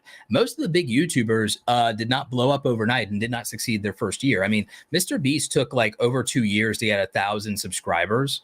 And it was rough for him. He made 100 videos and only got 800 subscribers. He never even broke 1,000 subscribers off his first 100 videos. He had to make 460 videos, and he's the biggest YouTuber now. He's got 250,000 subscribers. He had to make 460 videos. And I know this because I watched his special on this with his mom in the Q&A. He had to make 460 videos to get to 10,000 subscribers. And 9% of YouTubers never get to 10,000 subscribers. And most people quit before they ever make 500 videos. So it's rough out here. I think that the threshold for really taking YouTube seriously, the threshold for practicing at YouTube seriously is 100 videos. The threshold for taking it really seriously, unless you're making spectacle, big documentaries or anything like that, then you can bring the number down considerably, right? But if you're making like regular content, then yeah, like 500 videos is where magic happens and progress happens if you're fortunate. For a lot of people, it takes even more than that. To get 100K subscribers, the average is 500, 700 videos across the 15 categories of YouTube. Are there going to be outliers that do it in less? Yeah, some of them. Like I've coached with James Johnny before. I've coached him. He was already successful, but it was before he got to 1 million subscribers. But there were logistics things he was working out. But I talked to him about his workflow. He was putting in 200 hours editing all his videos. So the thing is, he still put in the same amount of time as somebody who made 500 videos. He just compressed 200 hours of editing into a single video. The shortest video he ever edited, he put 100 hours of editing into. And then there was research on top of it. So this guy was putting in 150 to 250 hours into every single video. That's how he got to 1 million subscribers on less than 30 videos. He got to 1 million subscribers on less than 30 videos because all he did was compress what would normally be dragged out effort across hundreds of videos. He put that into dozens of videos, but he could, and he had the talent to make that reasonable. And his 200 hours of editing, some of y'all at your skill level, that'd be 1,000 hours of editing at your skill level and your speed. His speed and his ability is 200 for that result. You guys would take 1,000 hours to get the same result of the quality of video he did. So getting even 1,000 subscribers, 2,000 subscribers in 1 year is an accomplishment, my friends. Getting that in 1 year is an accomplishment. Getting it in 100 videos is an accomplishment. And it's something most people just can't do anyway. So don't feel like you're slow or you're struggling. This is contextually normal from analyzing it as a career and skill development and practice perspective, and putting in the work and building up the craftsmanship. That would be like pretty phenomenal, to be honest. She's in her apron asked, do you have a promo code for 1 out of 10, Roberto? I've used the free version and I see I need the extended version. I don't have a promo code. I could probably try and see one of these days if they hook me up. I don't know if they do promo codes at all, to be honest with you, but I currently don't have one.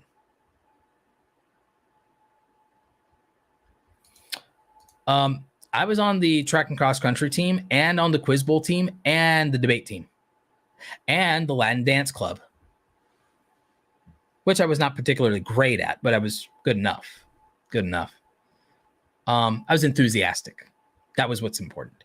So yeah, I was chess team too.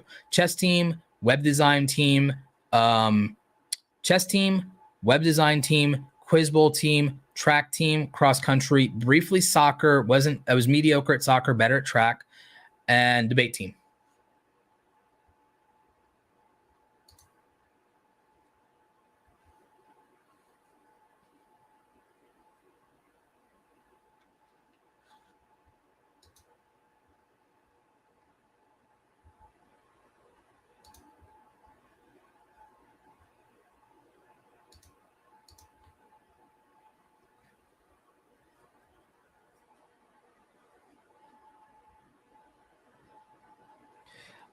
How to credit for your type of business. You say you have 3.5K subs, you're monetized, you're thinking about starting a paywall with online courses and coaching, etc. You only have the YouTube platform. What are my thoughts on this? Should you start later? It depends on your goals, because it sounds like you have a credit repair business. So you have a real business. So if you have a real business, I don't see any barrier. I don't think subscribers, if you have a real business, subscribers or marketing is not the barrier to offering something and building a service that you offer. So I wouldn't look at it from that point of view.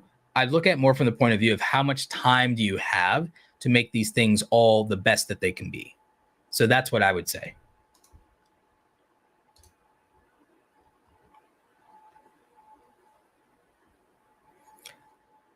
Lois Lenora says, I love that Roberto delivers the facts and doesn't sugarcoat it. A lot of people don't realize how much hard work and dedication goes into what seems like overnight success. Yeah, I don't tend to sugarcoat things. The people who know me best in my life know that I really don't sugarcoat things. And sometimes that doesn't go well, but I don't. And I don't typically pull punches.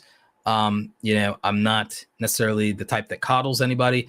And that can be rough. Radical honesty can be rough because you have to find a way to filter that in a way that's not unkind. And I'm not always perfect at that either. And in fact, I would argue that it's something that everyone should probably try to work on if they know that they are more intense or they have the type of personality.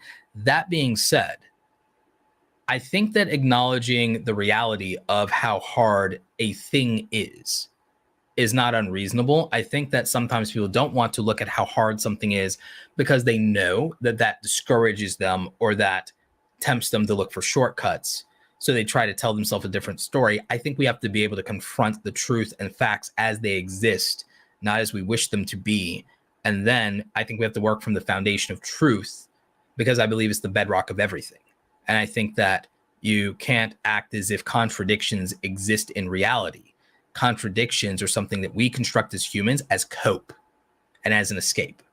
I think that you have to look at reality as something that in and itself has no contradictions, and you have to pursue operating from first principles and from the bedrock of truth as things stand. And I think that you need to do your best to find truth by looking at what you can observe with your own senses, what you can observe and perceive through your own senses.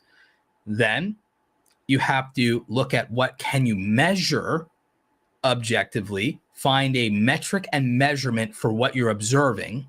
Then you need to be able to independently verify those measurements are accurate and that your capacity to perceive was not compromised. So you need third-party verification of the consistency of your observations and the consistency of your measurements.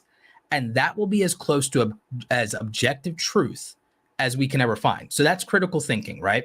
That's actually what I believe is the kind of the foundation for critical thinking, is that we have an actual way to define and to determine what is objectively true, and that we don't deal in subjective truths.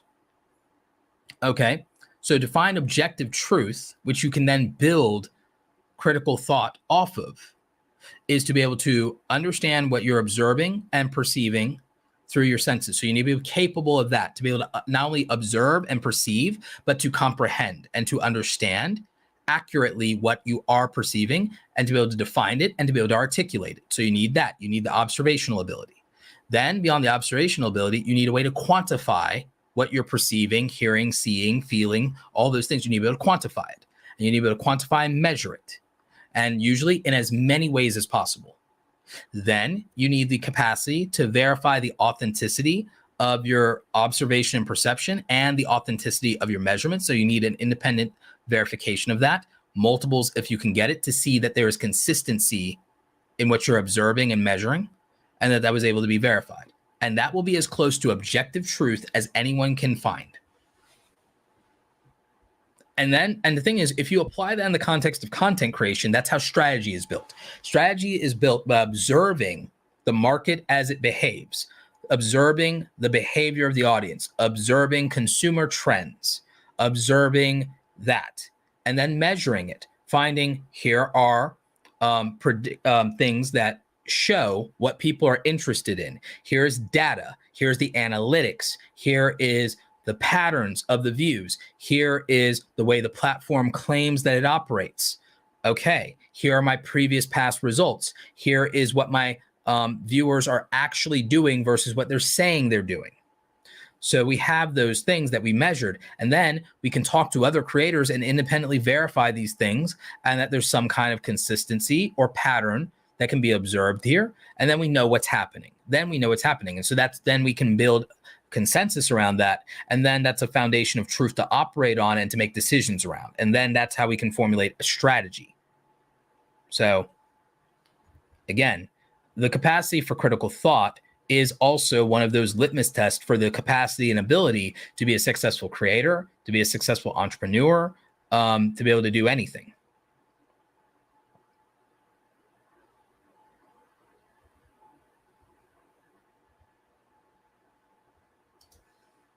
So John Cole says, really appreciate your advice on creating with a job. One more follow-up. With, say, an 8 to 10 hours per week, would you still focus on a second channel besides YouTube, or just YouTube? So when you say channel, in that case, you're meaning platform, where I focus on another platform. Well, it depends. It depends on my content. If I were doing lifestyle content, I would absolutely still do Instagram, and I would just figure out how to make it right size. And Instagram is not nearly the commitment YouTube is, so it wouldn't be a big deal. It wouldn't be a big deal at all, honestly. If I'm doing something that's more lifestyle, more personality driven, something like that, to do Instagram. However, if I am doing this and it's more educational or technical, the way that I would approach another platform is I would work out streaming for an hour or so, and streaming something that I can brand as a podcast. And then I would use that, and then just take an hour to do the repurposing and distribution of the podcast across audio platforms, and the clips from the videos across video platforms, and just take an hour really of doing the repurposing and distribution side, strip the audio and do the audio podcast distribution side. And that, if I'm doing education content, would be my workaround to be multi-platform. Then other than that, all I'm doing is really responding to comments across all my platforms for 10 minutes in the morning, 10 minutes in the afternoon, 10 minutes in the evening, not that big a deal. And that's probably how I would handle it.